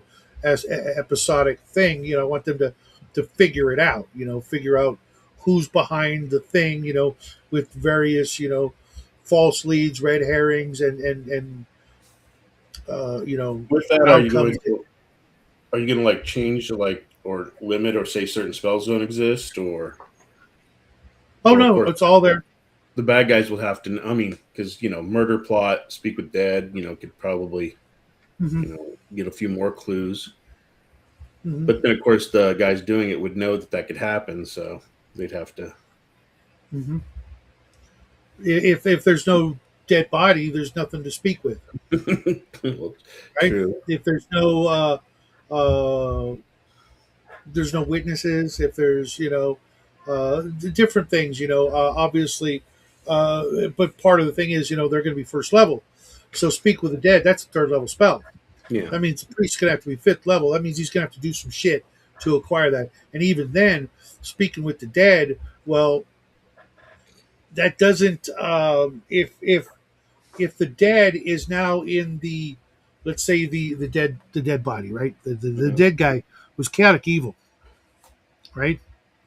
And he goes to chaotic evil hell when he dies, and he's under the dominion of whatever chaotic evil demon lord that rules that particular hell.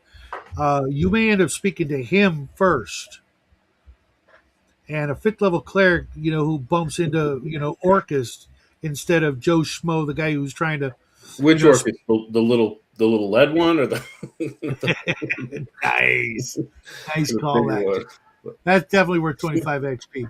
Um, if he ends up speaking to Orcus, he's going to get his mind blasted, and probably end up in the hospital for a session or two, and that may limit his desire to continually try to speak with the dead if he gets psionically blasted, feeble-minded, the first time he does so, Or have to strike some sort of little bargain.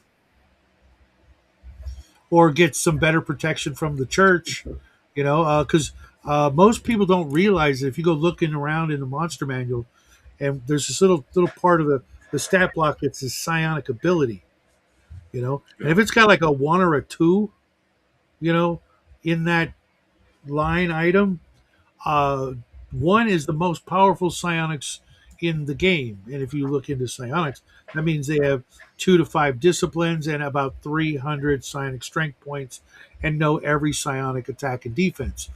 And if they can use psionic blast, um, that one can ruin a character permanently.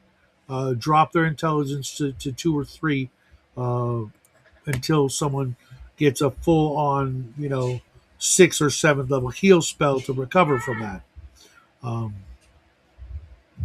and I use all that crap. It's just that nobody ever comes in contact with that, or when they do, like in my Sunday game, I feeble minded the entire group like a bunch of times, but a bunch of them had like really high intelligences and wisdoms by that point because they're like, you know 12th to 15th level, so it really wasn't the like I thought it was gonna be. It's like, oh shit, all right, you're stunned, you're this, you're that, oh, you're feared, okay, but none of the good stuff. It was all the temporary weak, adverse effects versus the, well, your brain is leaking out your ears and you've got a 3 intelligence.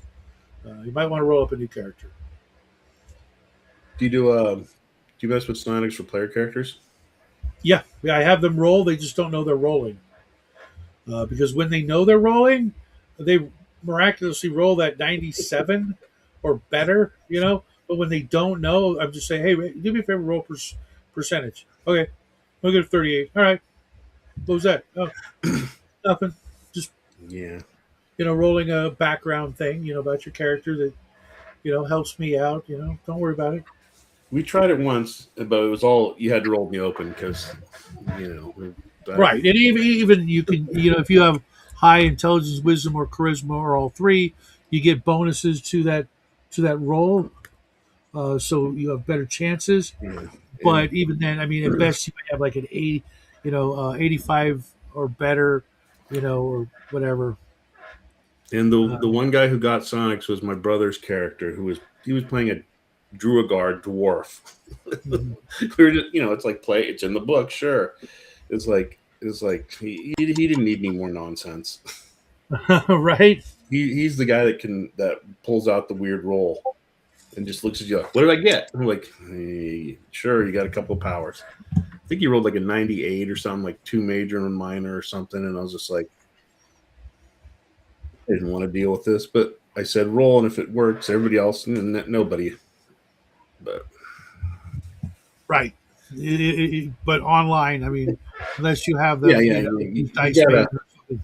yeah, And sometimes people don't want them. which is weird.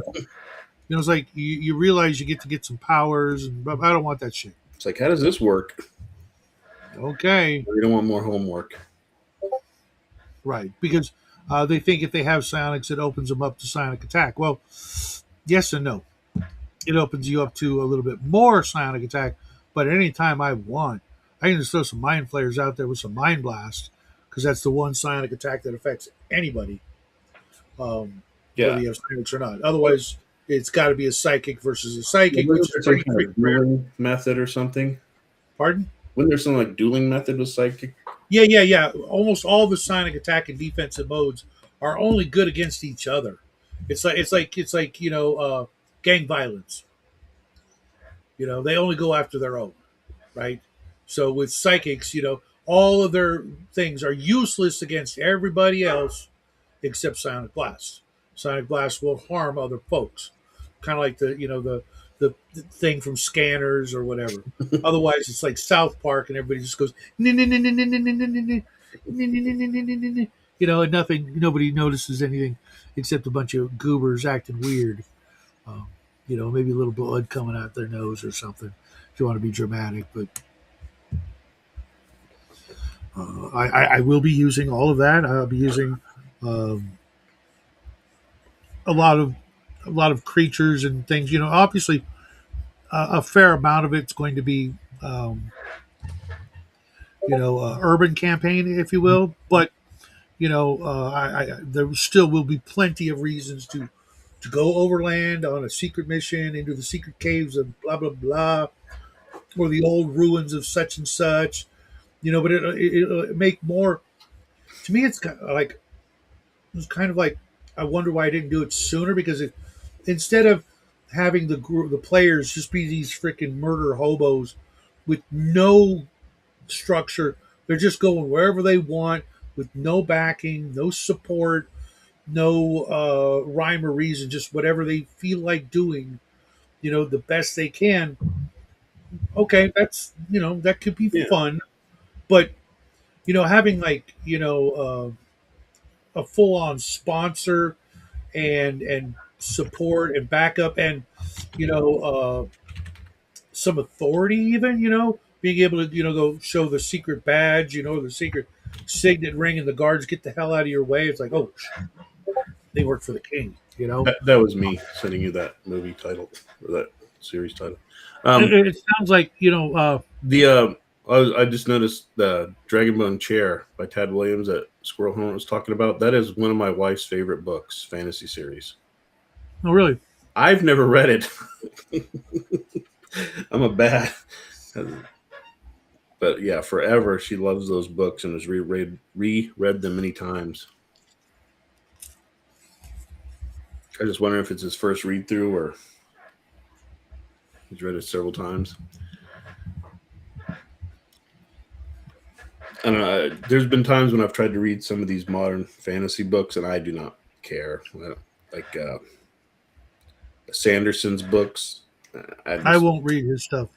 I I tried, and I even raved about, but I was like, I it just didn't connect. I was like, Have you ever read Raymond A. Feast's? yes, uh, okay, those were good, right? Those yes. were so good that there's only been two book series that my friends and I passed around um, as kids and teenagers and in college. Was the Amber series. We'd pass those off to anybody we could get to read them. It was like that way we'd have more people to talk to and talk about those books. But the Magician Apprentice through Darkness at Sethanon, and then it turns out he wrote even more that I didn't even know about until recently. I'm like, I get to read the whole Magician Apprentice series again, and I get to read the new series. And then it turns out he wrote like 30 or 40 books that I didn't know about. Well, then And I'm like, I think the early 2000s was the last I followed anything from him. oh, dude, I was reading his books in like the 80s or 90s. Well, that's when And I discovered them. I mean, like right, a buddy of mine was like, just gave me the first what is it? The first two, the Magician and the Apprentice and Magician. the Magician Apprentice, Yeah, and then Magician Master, Silverthorn and A Darkness Well, at it was just Sea. two books, and that's all he had. He's just like, here, check these out, and I was Well, like, you need to oh. read. And then I hunted down over the years, like, oh, Okay, because I'm going to do that series in the new Appendix N, which reminds me, I need to get on reading Gilgamesh or listening to it for the book review. Real quick, Traveler does psionics really well, but it doesn't really do psionic combat. It's more like everything but that. Palladium did it really well, but in every game I know of, uh, except Traveler, that statement is not true. But Traveler, yeah, you will waste your skills on psionics instead of skills, which sucks. But in every other game, it's just another thing you tack on. It's like, yeah, you have psionics, but that didn't change all the other skills that you acquired, and you're not like it's not like a trade off to keep it fair or anything. It's like Palladium was like, oh, you rolled up a mind, not a mind melter, like a wizard, a techno wizard or whatever. mhm. Okay, now roll to see if you have psionic. So guess what? You have those two. In Traveler, Ooh. what are the Sonics like? Are they just like? Well, I'm gonna compare it to like Babylon 5. They could read minds and do things like that. Yeah, Maybe yeah. You just have like not like ability. force, like they're pulling telekinesis or anything. Oh Or no, definitely, definitely. okay, so Traveler has it all. a I little mean, bit depending on how far you want to go, you could even like time travel with psionics. physically or just Uh huh. view through it. There is in one of the books, like the higher, like super whatever, you could open a portal with your mind and go forward or backward in time or to other dimensions, which you could even do in D&D, not the time part, but there was this thing called probability travel, which was literally the Amberite shadow walk, where you could walk to alternate realities that you could kind of manipulate before you got there. As in, you're searching for this. I'm going to look for a dimension where I am the long lost king that everybody's been waiting for to arrive. And when I arrive, they'll shower me with rose petals and gold coins. Yeah, Somewhere out there, that dimension would exist. my Traveler gaming experience was making characters, starting to play, and next week game never happening. And after about 3 or 4 times of falling for that, it was like, okay, we're not really going to play this. So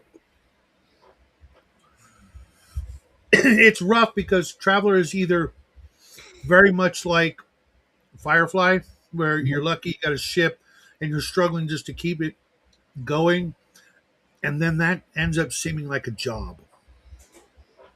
The game suddenly becomes you're looking for work. And if you've known as many gamers as I have over the years, a lot of them are already out of work. So playing a game where they're looking for work yeah, isn't something they're good at. yeah, when you're basically hauling cargo and looking for gas money. Right.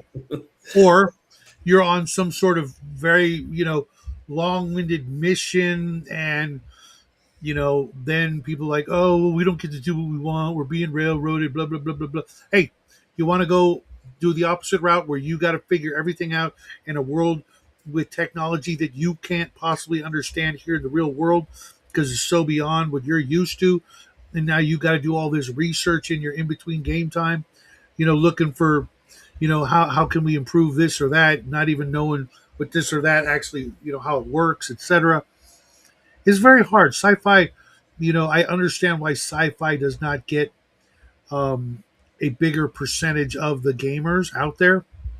The one that baffles me is Yeah. why superheroes, like capes and masks, superheroes are not like the most popular of role-playing games. You literally start out with your like dream powers in the real world. Go fight the bad guys, and everybody loves you for doing it. How is that not like, you know, yeah, sign me up. And even now, with it becoming mainstream, you'd think that it'd get more of a ramp up. But then again, it seems like every time they license one of them, DC or Marvel or whatever, the game goes for about 3 years, and then somebody else rewrites it. So Mhm. it doesn't really build Well, a legacy as well. like Marvel and DC have kind of, crapped the bed numerous times in numerous ways over the last 10 years. You know, disenfranchising the old fans by rewriting things in ways that, why didn't you just stick to canon? Because you got to make it your vision. We're Yeah, not hiring you for that. We're hiring you to write issue 137 through 200 of X comic book. Do it by the book. Don't change a goddamn thing. We're going to check your work. You know what I mean? That's what people wanted. right. Or all the or when I've looked at some recent X Men stuff and like they've all mutated to extra mutations and Mhm. sometimes hang out with the villains. I'm like, let's just stop. You're not going to a what is it, a mutant gala? Just no, this is retarded. When Magneto It's like you're was going to reading, prom for 50-year-old characters. I'm like, no. But I guess that's the theme. They've done it in a well, they've done everything else, so they're running out of ideas. D&D. Yeah, it's just it's because you're getting millennial writers, I think, that never did They anything in their real life. never did anything in their life, never read the source material, and just want to, you know, tell their story or their whatever instead of tell somebody else's story and with the the respect it deserves. Coco's playing in one of Bears superhero games tonight. Swing by and watch y'all. Wednesday. Today's Wednesday, right? Thursday. Oh, that's right. Today's Thursday. Oh wow, I got to fix that because I said Hump Day in the description of the show. I thought it was Wednesday. Crap, it's Thursday. So Is it I don't think I'm Did doing Bear it. ever did Bear get his game out? His Because I know he's doing a 5e one. Did he Last I heard he was doing a 5e version of his original face rip, not original, his modified version. phase rip? Yeah, Right, right. yeah, And that never took off because he didn't finish it because he didn't have enough money to pay for the art. But the other books are being sold. His other 3 or 4 games he's written since then. Um, we'll see. I know he's going through a lot of tough times. He lost his job and can't find a new one. yeah. It's, I would think that the number one priority would be getting a job, not doing a GoFundMe, not doing a live stream, not doing anything but well, if you're getting an not doing actual anything nine else, to five. I mean, if he's not That's doing what. anything else, might as well promo your stuff or at least enjoy yourself. But I mean, in the evenings, what are you going to do? Well, Game a little bit, but yeah. last time I checked, if you didn't pay your rent, Oh you're out yeah, on the streets.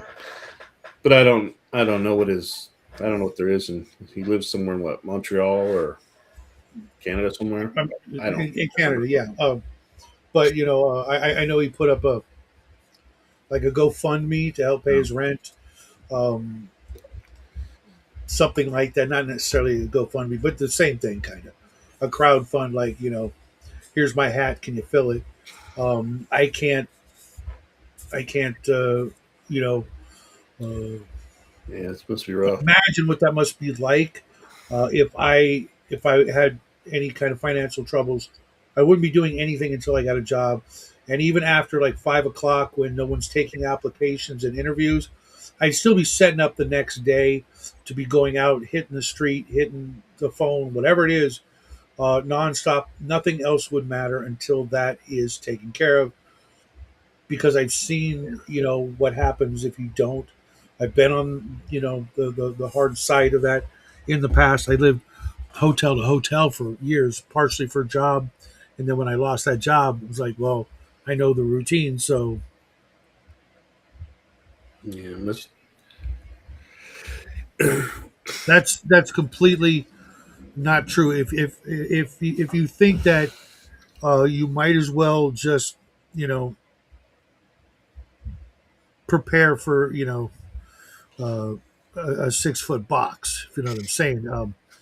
If that's literally true, then nothing we can do is going to prevent him ending up on the streets. Uh, I'm 59, and if I suddenly was out on the streets, at the very least, I'd be mugging people. You know, I wouldn't just yeah. Like, hey, psst, come here, Toys. give me your wallet. I'm not going to just like, you know what I mean? I would do something. I would just guarantee I wouldn't quit until I found something. I don't care if it's beneath me. I've worked some really.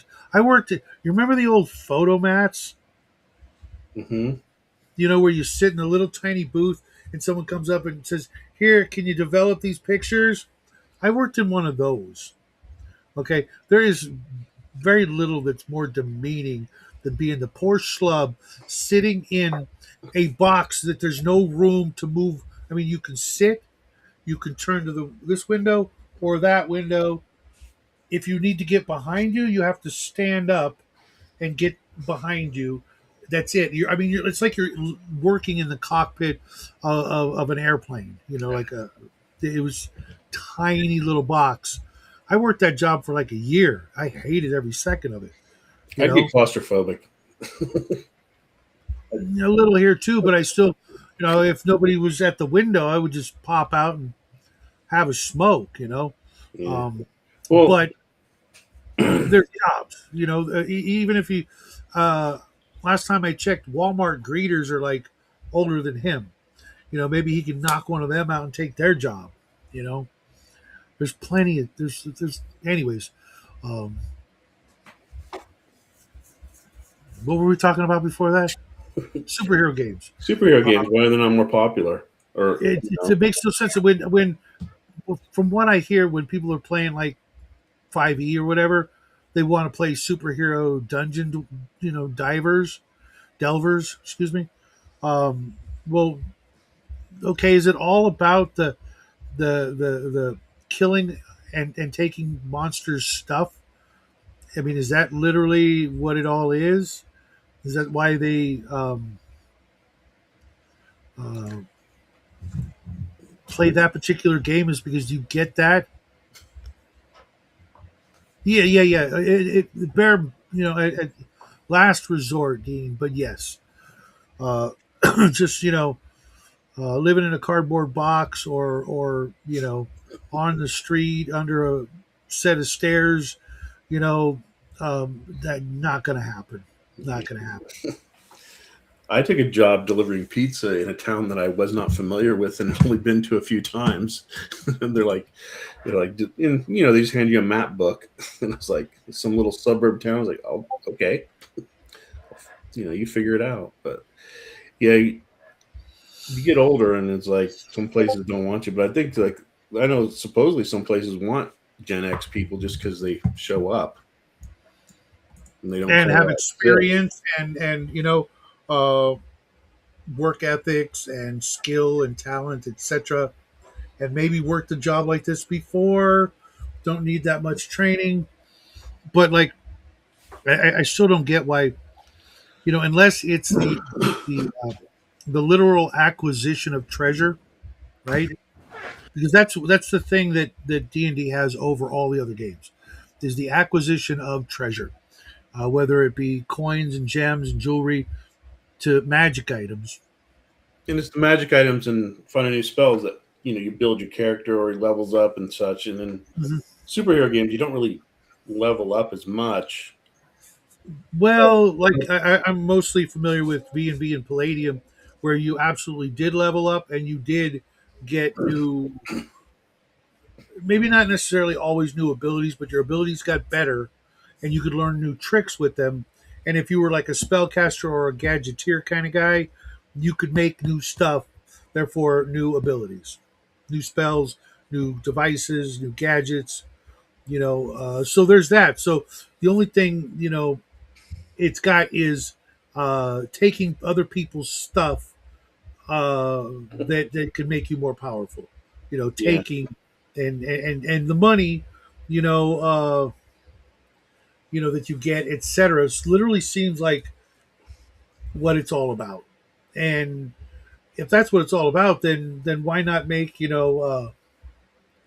games where you get treasure? You know what I mean?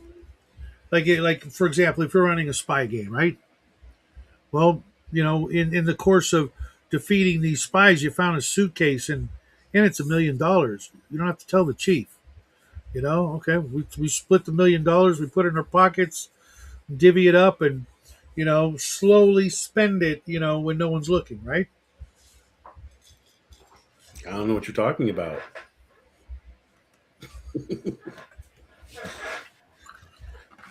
Why don't you walk ahead while I reload my gun?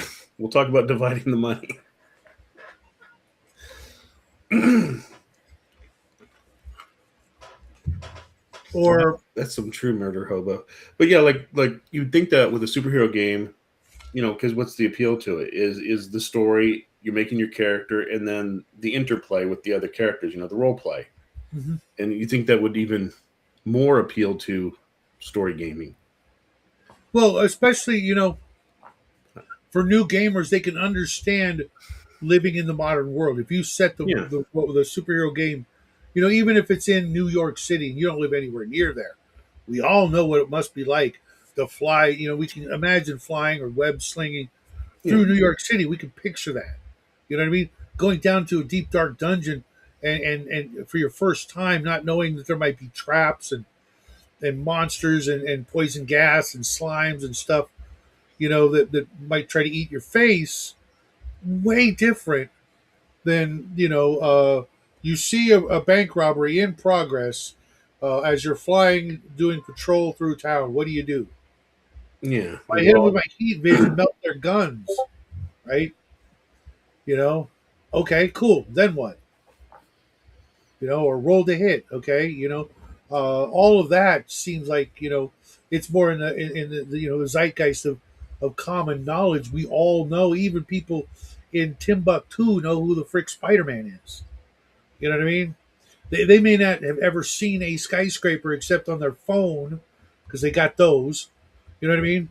But they've never done it, but they can picture it. They've never been in a dungeon, Yeah, and they're not like something you see on TV or the movies enough to where you can like really picture what it would be like to go into the subterranean labyrinth of wherever the frick, and then you're faced with a friggin' rust monster or green slime or gelatinous cube or a bunch of orcs. That's all like not as well known, not common. But I have to believe it's all about the magic items more so than even the money.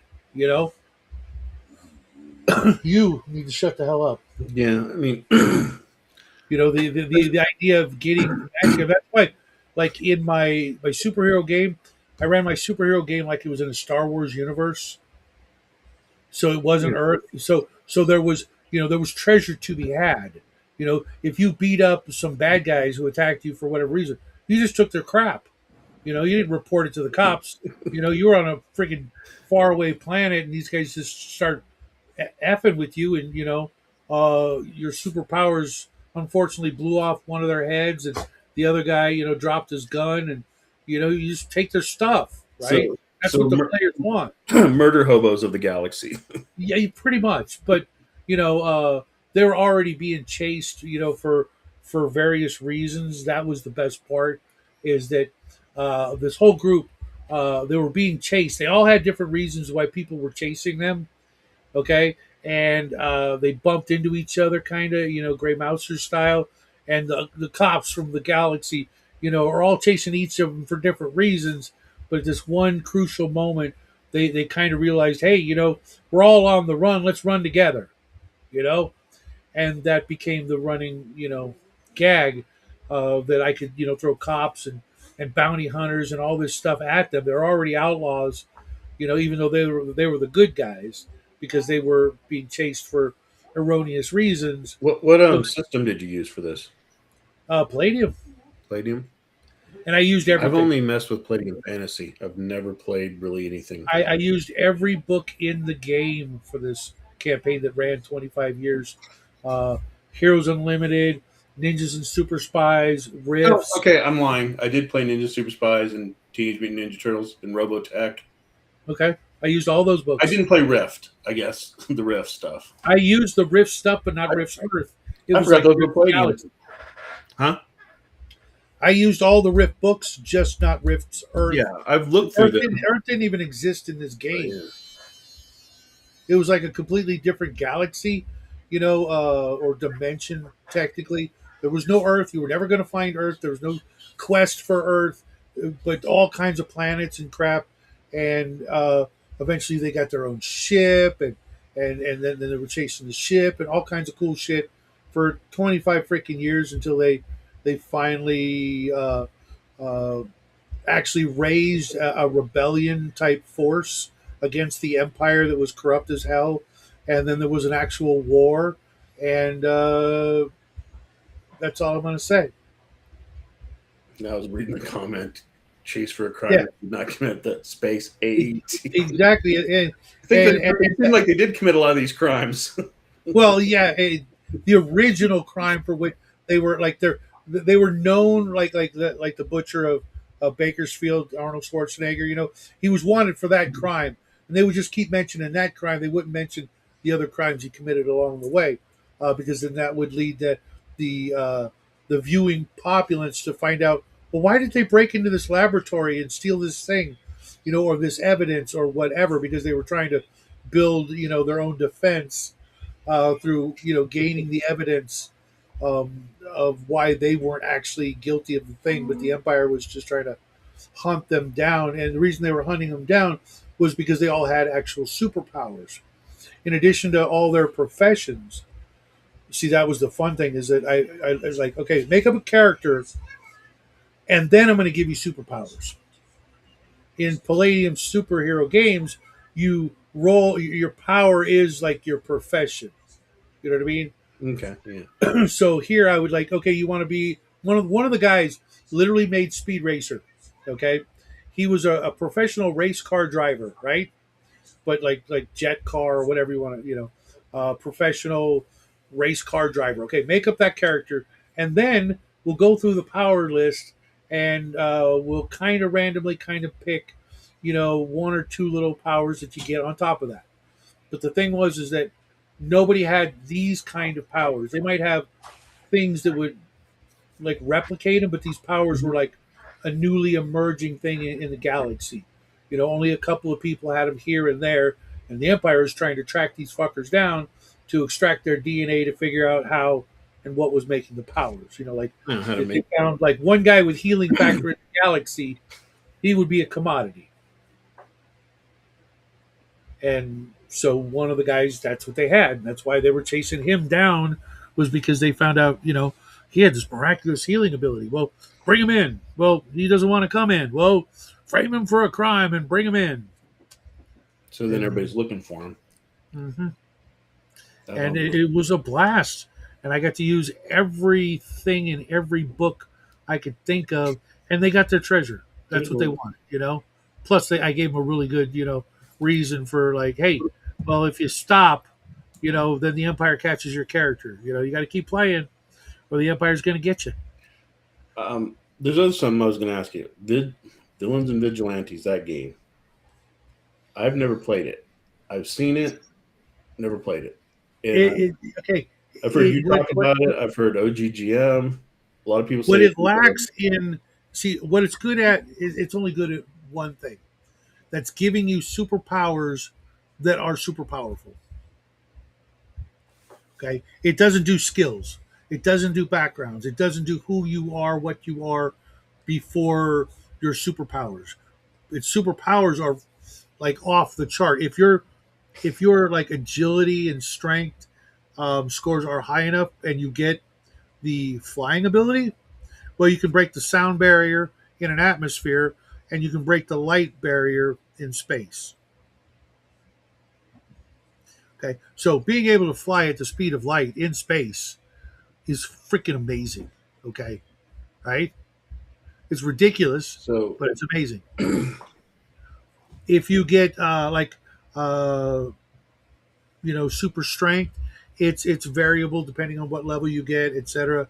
If you get invulnerability, what that does is actually uh, you're invulnerable to X number of points of damage from any given attack. So if the attack doesn't do more than 13 points of damage, you don't take anything. Okay. Well, with that being, It's then why does everybody act? Why is this as like some kind of pinnacle game that people want to take to a well dead? because what it does in 47 pages, most games can't do in 4,700. It puts all of the powers in random tables, but then categorizes them as magic or technological device, superpower, skills, um,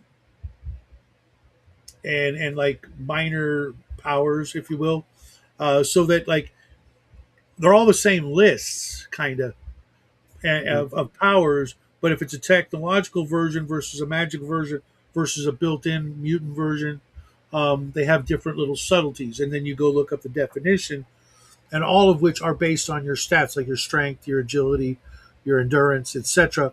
So if your strength is this and your endurance is that, you multiply this by that to get the effect of your ability. So as your stats go up, your powers get more powerful. Is it D20 percentile? A little bit of everything. Okay.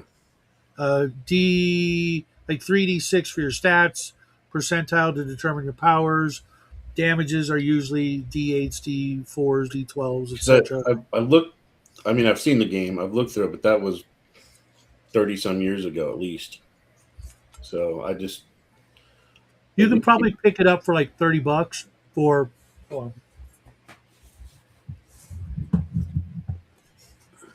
like that, or I thought there was like a black and whitish cover, or maybe not totally black and white. Yeah, I if you recognize just that. if all you find is this book, it does have black and white Okay. comic strip on the back. If you can find this book for like $20, this book is in my bug out bag. If I could only play one game, okay, here, let me go and show you the thing again real quick. Food, water, ammo, and it just. Okay, so here's how it works. There's powers, Mhm. and these could be from any source. Then you got devices. Do you roll the source, or is it just like I was irradiated, or you make that up? Or I does the system tell you to? in the original first edition, you rolled to see your origin, and then that would tell you where to roll for your powers. Mhm. Here, you pick. Okay. So your powers, and mind you, most there's three charts of powers.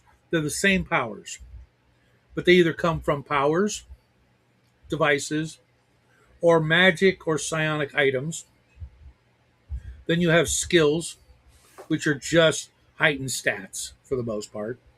And then you have magic psionic like abilities like astral projection, flight, magical spells, psionics, telekinesis, telepathy, weakness detection, willpower, etc.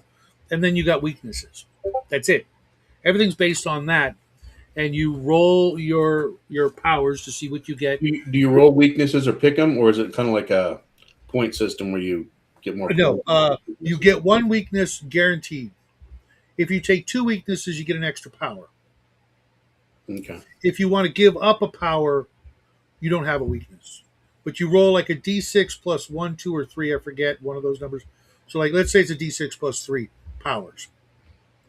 Okay, well, if you throw away one of those powers, you don't have a weakness. If you rolled crappy, like you rolled a one on the d6, you might go, I'm going to take two weaknesses so I can get one more power. And then, let's say you rolled five. You get to pick what table you roll off of. Okay. So you could say I want them all off magic, or I want them all off powers because they're built in.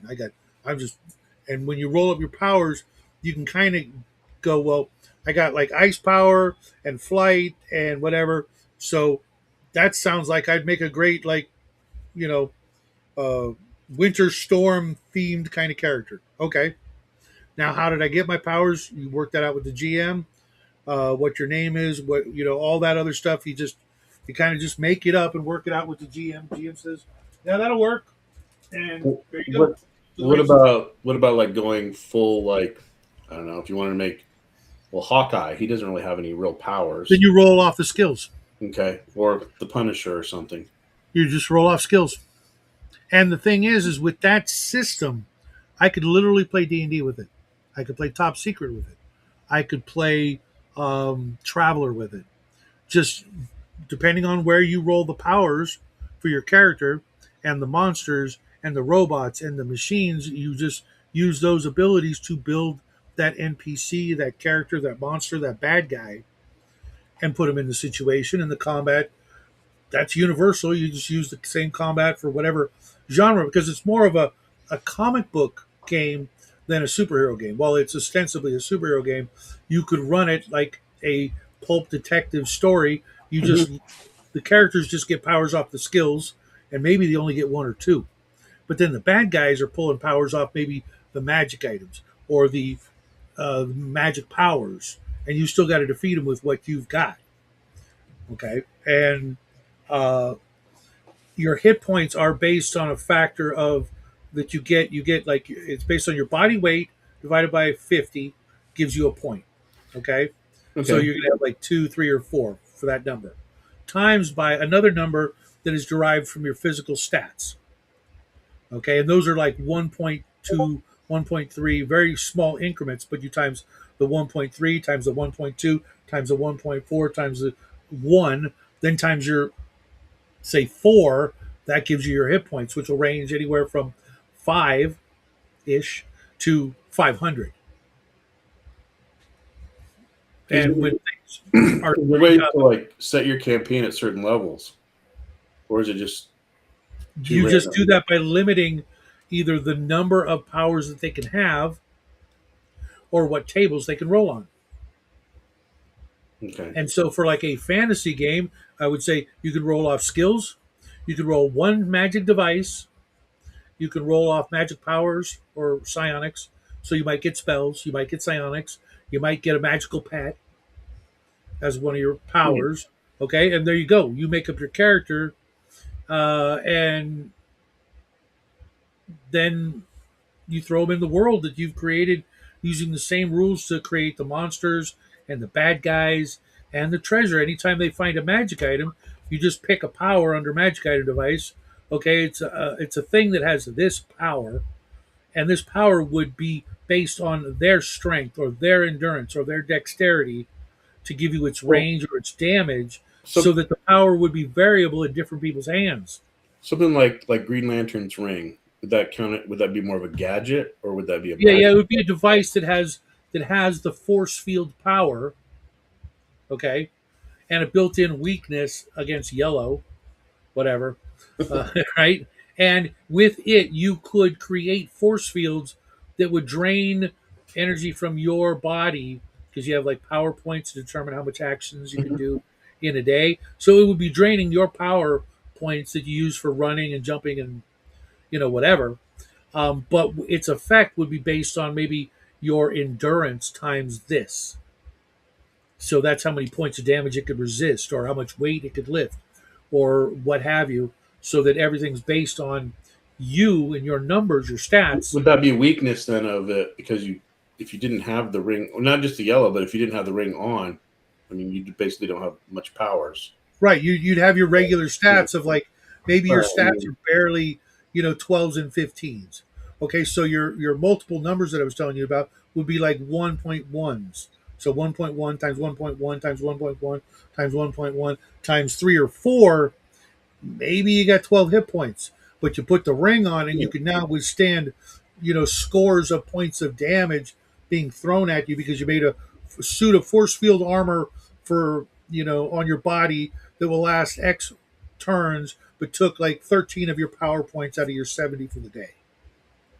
Yeah. Well, I'm just thinking of things of how narration meets up with mechanics, Mhm. and how you would just whether it's in the rules exactly or kind of because I mean, just You really don't. rules can't cover everything, but what is a game master going to have to say? Okay, here's how we're defining it.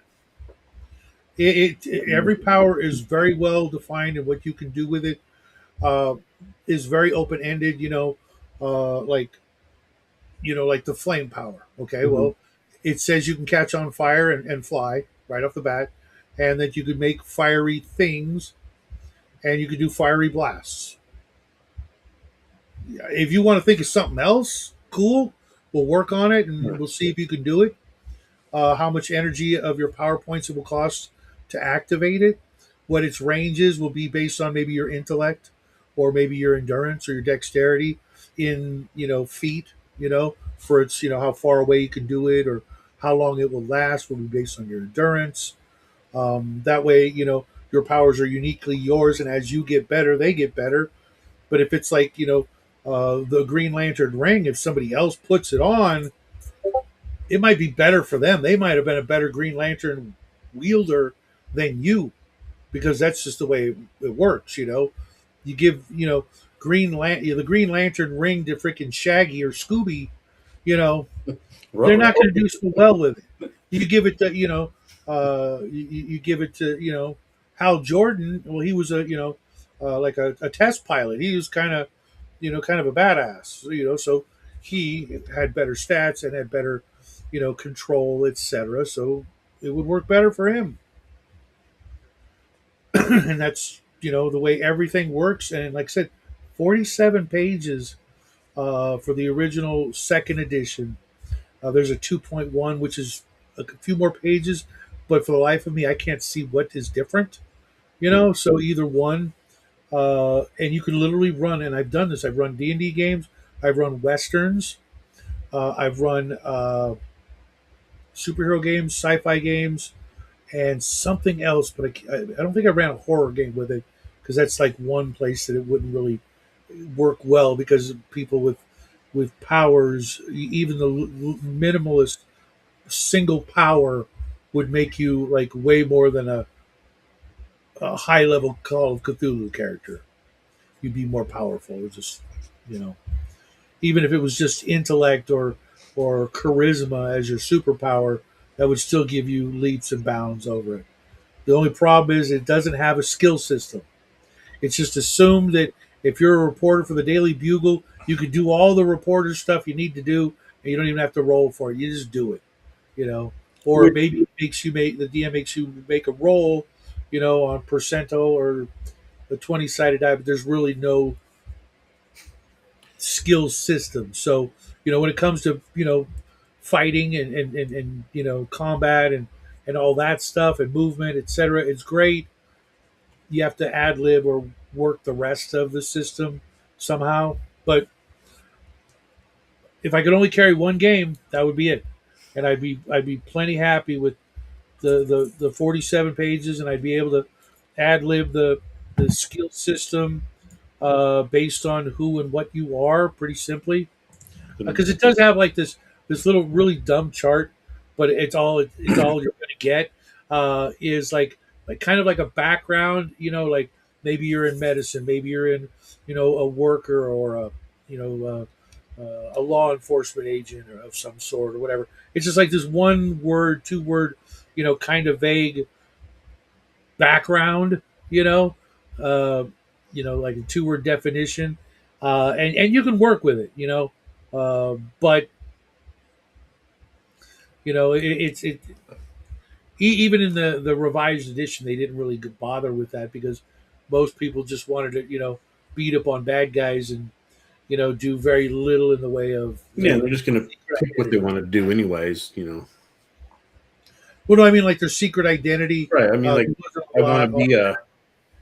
be a paper boy or something. Right, right, and it, it, I don't think it that's really a thing depends on the anymore. group. They don't really care. They just want to always be their superhero persona in the super lair, waiting for the next crime. I've run those games where they had no secret identity. They were just Agent A, B, C, D, E, and F, and they just sat in the freaking Hall of Justice, watching the TV, waiting for something to happen, and they would just that was it. That's all they cared about, and they had a blast. They played that game that way for like 2 years. Loved it. Just getting bigger and badder, and all you got when you went up a level was kind of like basically one stat point with an unlimited ceiling. But in doing that, you also got what were called uh, inventing points, where they were derived. They were like a formula based, the result of like your intelligence plus this divided by that would give you X number of starting points, and like how many you got per level. And one inventing point would be enough to allow you to roll a percent on a chart, not a chart, but on a formula to see if you invented the thing that you just described to the DM. If you had the money and the resources and materials and you wanted to make, batarangs, okay, roll the percent, expend a point, and if you made the roll, you made batarangs. Okay, you want to make a supercomputer, that fits in your left pocket. Okay, roll the dice, come up with the money, and do the things, and now you got the friggin' Right, or a smartphone. super suit that gives you protection against something, or Uh huh. And if you worked on it hard enough, you might even be able to use it to build a new power, or a new, like, if you got the power of device of armor, that armor might have one to four powers of its own. So that was like, a biggie. You could like roll armor, get three powers in addition to the four or five powers you had already, and you could really, come up with a powerhouse full of, abilities. And then, if you pumped more points into your armor, you could get more gadgets. What are you looking at? You're not getting that. Mama made that for me. kind of goes back to the question of why don't people play more of these types of games. I mean, I, it might just be the get everybody on the same page, but like fantasy has so many different interpretations. But it can't compete to the number of stories in the superhero genre. It literally there's I would bet 100 to 1 comic book superhero or just comic book characters that aren't like romance and true crime, let's say. But if you took all the other genres of comic books, those characters and stories would outnumber the fantasy fiction books, like D&D esque, let's say, by 100 to 1. And they've only existed since what, the early 1900s, whereas fantasy goes back all the way to, Gilgamesh. Or is that a superhero story? Well, it was a kinda. We'll see. I don't know. I haven't read it in a while with new eyes. I mean, I think Gilgamesh was kind of a superhero of his time, half god. So was Thor. So was Hercules. So was who's the other one? I want to say there was another one in the comic books that was like half god, half human. But maybe, it, yeah. I mean, I have to say that or think that it really is that simple, and it's all about the treasure and the magic items. Because if you think about it, in like compared to like the V&V game that I was talking about, it would literally be like, okay, in V&V it would be like running a game where every game you might get new powers hmm, because you got a device that has the fly power, you got a device that has the super strength power, you got a device that's got the heal power, yeah, and since it's not a potion, it works every day all the time. Okay, in a D&D game, you can go into a dungeon and everybody can walk out with three or four magic items. Sure, the first like 5 dungeons, you might be lucky to walk out with one, but when you start hitting that fifth to seventh level, you might walk out with a ring, a sword, a miscellaneous magic item, and a scroll or a potion. maybe maybe D&D is like the original loot box thing, where the dopamine hit is seeing what you're going to get on the table or what the DM has put in Mhm, there. mhm. So you don't Very know. much so. So it's the original loot box Because even with like lottery. the superhero game, the likelihood that you're going to get a brand new power every game is Hmm. is almost, it's slim. It's very slim. Let's just say that, right? But in a D&D game, on any given night that you're playing, you might walk away with one or more brand new magical powers. Even a plus Hmm. one sword, even though we just look at it like, oh, it's just plus one to hit. No, it's a magical sword that you would have a hard time breaking if you Right. tried, that when you pull it out of the sheath in the dark, it glows. It might sing when it's pulled out of the scabbard. It might talk back to you. It might like mentally contact you. Just a plus one sword, but there's a chance of that.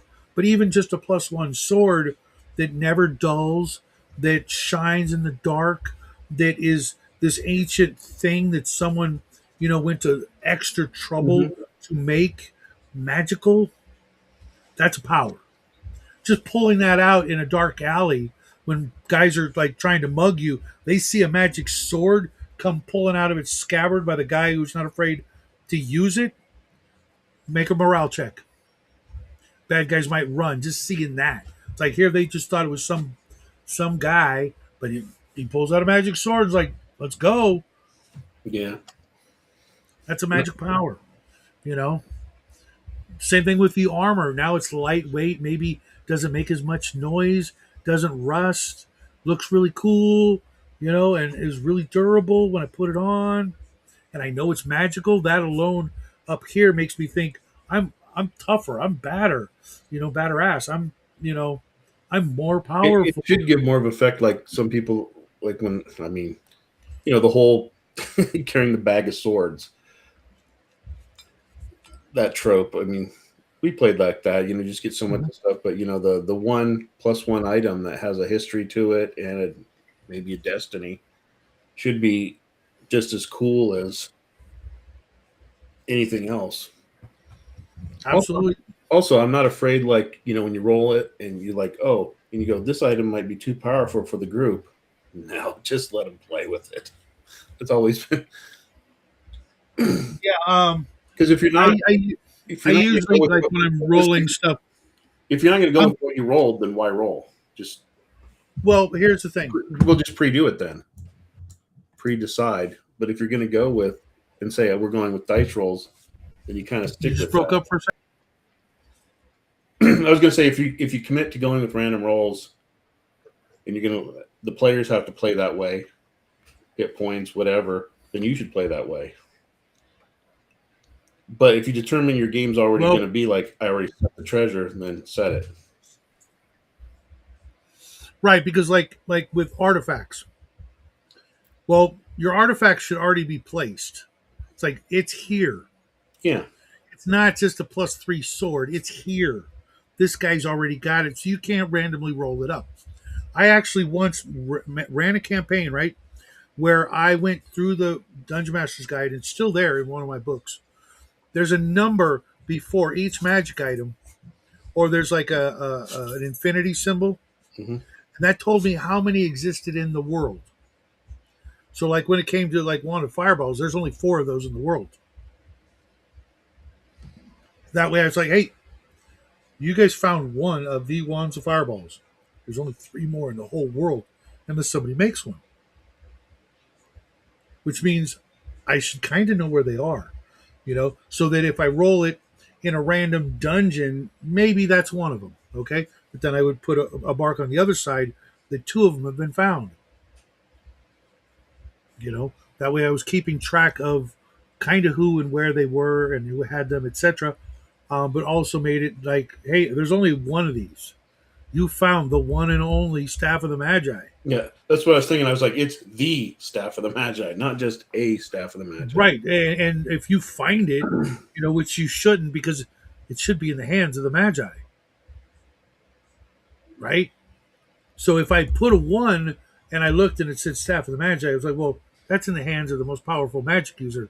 Why wouldn't it be? Why would it just be in a dungeon full of orcs and kobolds? The Magi, he would have like used every spell in his book to try to find the staff of the Magi to prove he's the Magi. Yeah. So maybe he already did that, and you didn't find that. You found something else. Let's roll again because No, I'm not gonna see. One of the rules I use was looking at the experience point table for magic items in the DMG. If it said like 7,000 XP and you were first or second level, that's enough XP to like bump you up two or three levels. You didn't find that because you'll thank me later. When Because all you're going to get is one level. You're gonna That extra XP is according to the rules yeah. wasted, right? But if you find that 3 levels from now and you get all 7,000 of it, then that helps. You didn't get shortchanged. And it also is uh, a measuring tool. If if it's more XP than you need for a level, then it's more powerful than you are right now. You shouldn't get it. So like the 200 XP items, those are like first level items. You can find those, and no problem. It's not gonna instantly make you go up a level. You can even find 5 of those and not go up a level, right? Okay, cool. Even if you found 5, but you killed a bunch of monsters to get them, cool. You go home, you train, you get your level. Next time around, well, now we can look at the 4 or 500 XP items because those won't bump you up a whole level by themselves and make your level too easy to acquire. Like you killed 37 kobolds, but you found a +5 sword. No, because the +5 sword is like 10 times more XP than you would have gotten clearing that dungeon 10 times. So I use the XP value as like a gauge of what you can find. And sometimes I'll just go down the list of, it's a first level dungeon. What are some first level 200 XP magic items? I'll make a list of those, then put them in the dungeon at random places instead of just, well, it says here you find 3 random magic items. Let's roll. Well, you rolled an artifact, a +5 shield, and a wand of fireballs in the treasure of these, 9 ghouls. You see what I'm saying? That's what happens. Um, Yeah. or can easily happen when you use the treasure table by the monster. For some reason, this troll had a wand of fireballs. Well, I could see he'd want to keep it away from everybody else, but He would have just destroyed it. or it was the well, or it was the wizard who tried to kill him. But why would he hang on to it? He'd be so afraid of it that it might like go off. He'd drop it down a hole or something, or try to break it. Well, even then, trying to break it, he might think there's some kind of retributive strike kind of thing. So Yeah, he like, snaps it. He snaps it with ease, but then takes 47 d6 damage. Yeah. No, right? So, just like and I've seen it happen a lot of times. The worst that Bloodworth did this to me, and I was like, dude, please don't do this. He's rolling randomly and says, no, that's too powerful for all of us to hear. Well, so that's my argument. If you're going to lean into doing the random stuff, and not the really powerful stuff, like you said, it doesn't make sense for it to be there and unguarded, or if you only have a certain amount in the world, which I kind of like that. I've never had groups that had 2 staffs of the Magi, but I think only one player's ever actually had it. But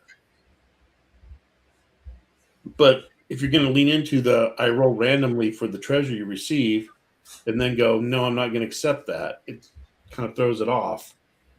But Here's the thing: if you're gonna do that, which I mean, don't tell. I explained why you can do that. Here's the thing: you don't say that out loud for your players to hear, because from that point on, they're like, "Oh, he might do that at any given time." He might now learn to never say that out loud, but do it anyways. You've just broken the trust. Yeah, what I hear is good job, but you don't deserve.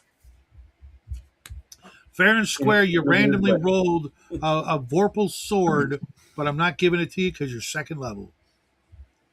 Well, then you should have kind of went through the list and taken stuff off the table because you're second level, which is what I just described. There's a way to do that. You say, I kind of feel the same way. yeah. If the GM says that's too weak, if you're leaning into it, they will never say that. They will never say that. Most GMs, I hate to say this, but can't run a 9th level game. It's too powerful.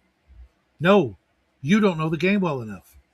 If you say it's too powerful, you don't know the game well enough. I can run. I literally could let 5 or 6 people make up 20th level characters and say you can each have 20 magic items, and I don't care what they are. Okay, we'll roll up your hit points.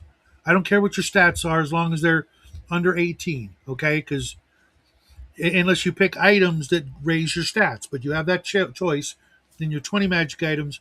You want to take a girdle of storm giant strength? I don't care. That's one pick. You want to take a sphere of annihilation? That's another pick. Okay, give me your characters. Give me your list of items. Let me see what you got. I'll get back to you in a couple of days. We'll play a game, and there will be nothing that you have that is too overpowered. Why? Because I don't fucking care. If you win or lose, I don't, I hope you win, because then we don't waste each other's time. But if you if you kick all my monsters' ass and you walk through them like they're tissue paper, cool. How'd you feel about that? Did you feel good about that? Did you feel it was too easy? Let me know, and I'll add zeros to all their hit points next time.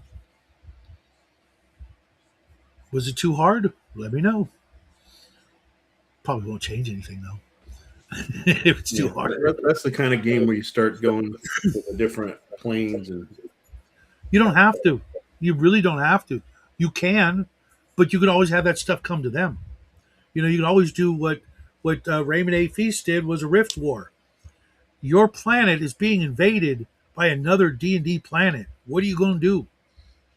You going to try and make peace and go up to the portal and go, "Hey, let's talk." You get freaking hit with a disintegrate. Did you survive that disintegrate spell? Okay. Well, some of your magic items didn't. What are you going to do now? I quit the game. It's mean. But I mean, there's nothing that's too challenging if you know your shit. You can always come up with a Tarask. Okay, the biggest monster in the book is now 80 feet away. What do? They'll attack it, of course, or they'll run. 9 times out of 10, there's like, let's get it, right? Well, because there's always sometimes the assumption like a DM wouldn't put it there if we didn't have a chance, which isn't always that accurate. Try me. I have let players at low level see ancient red dragons, and then I let them run away. It's like Well, not they're all just of them going to take be. it out with the one shot. Well, that was that DM's. Uh, But that he makes should a have fun made me story, run. though. He should have made me run because I was under fourth level, or maybe Yeah. technically I wasn't because I was like second and third. So together I'm like fourth. But either way, just because you see it doesn't mean you should kill it. Yeah. Just because it's there doesn't mean you can kill it. Yeah.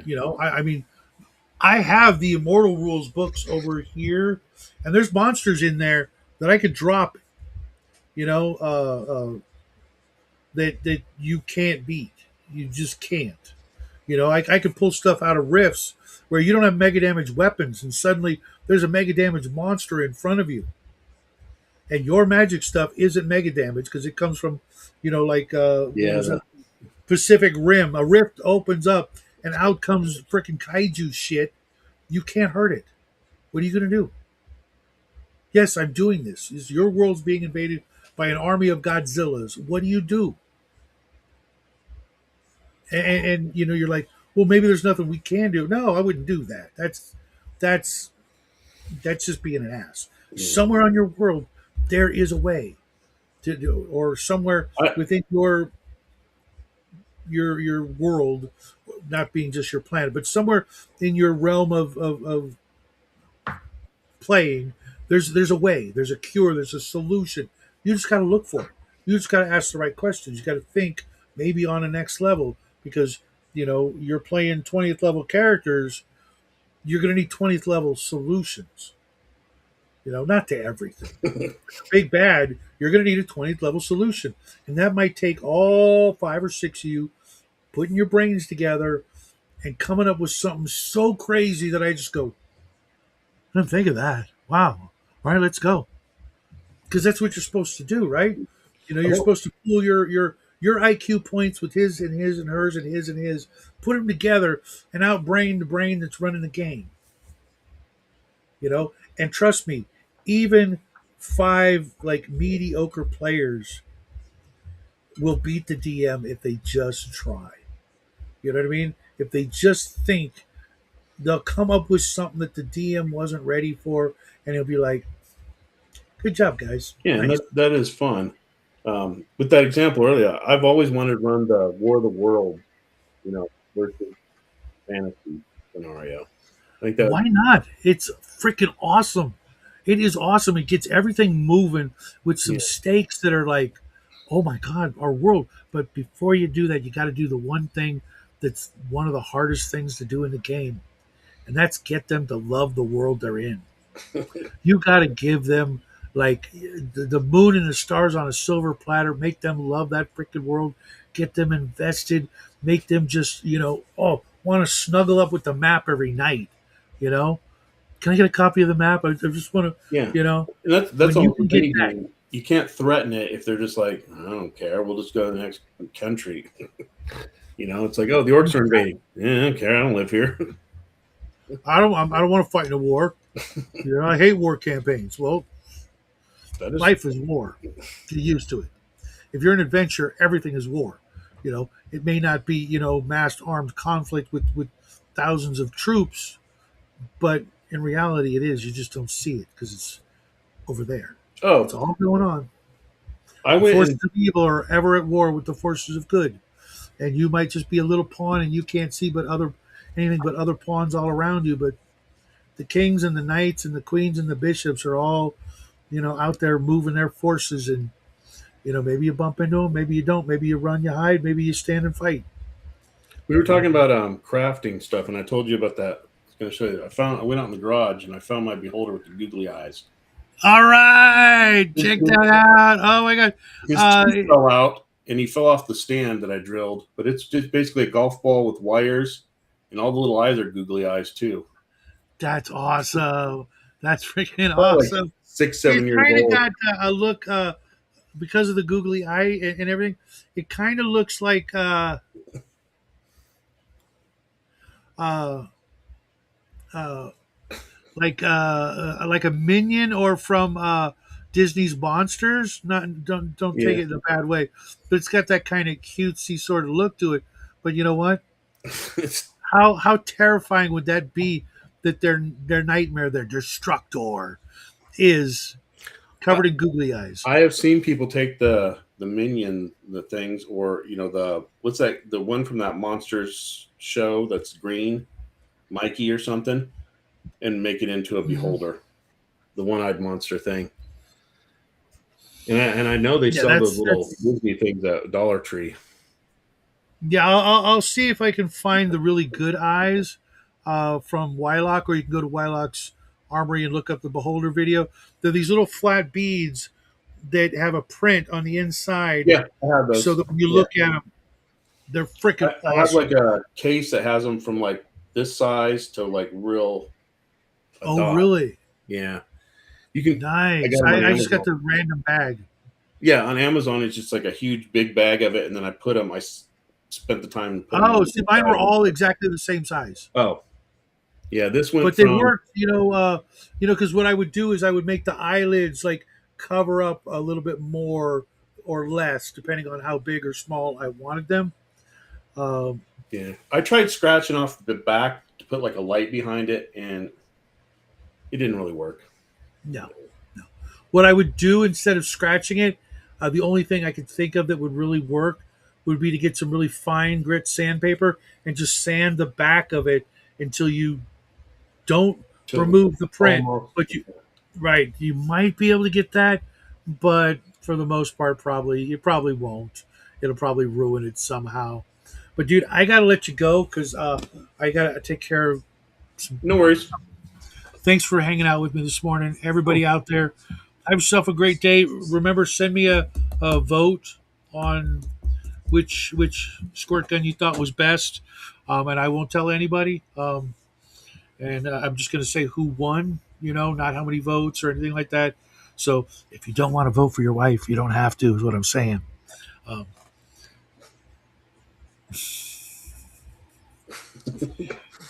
Same to you, Jen. You don't have to vote for him. You don't have to vote for him, okay? It's all right. But you can't vote for yourself, all right? Just saying. But hopefully see you tomorrow. All right. Everybody out there, have Peace. yourself a great day. Happy trails, guys.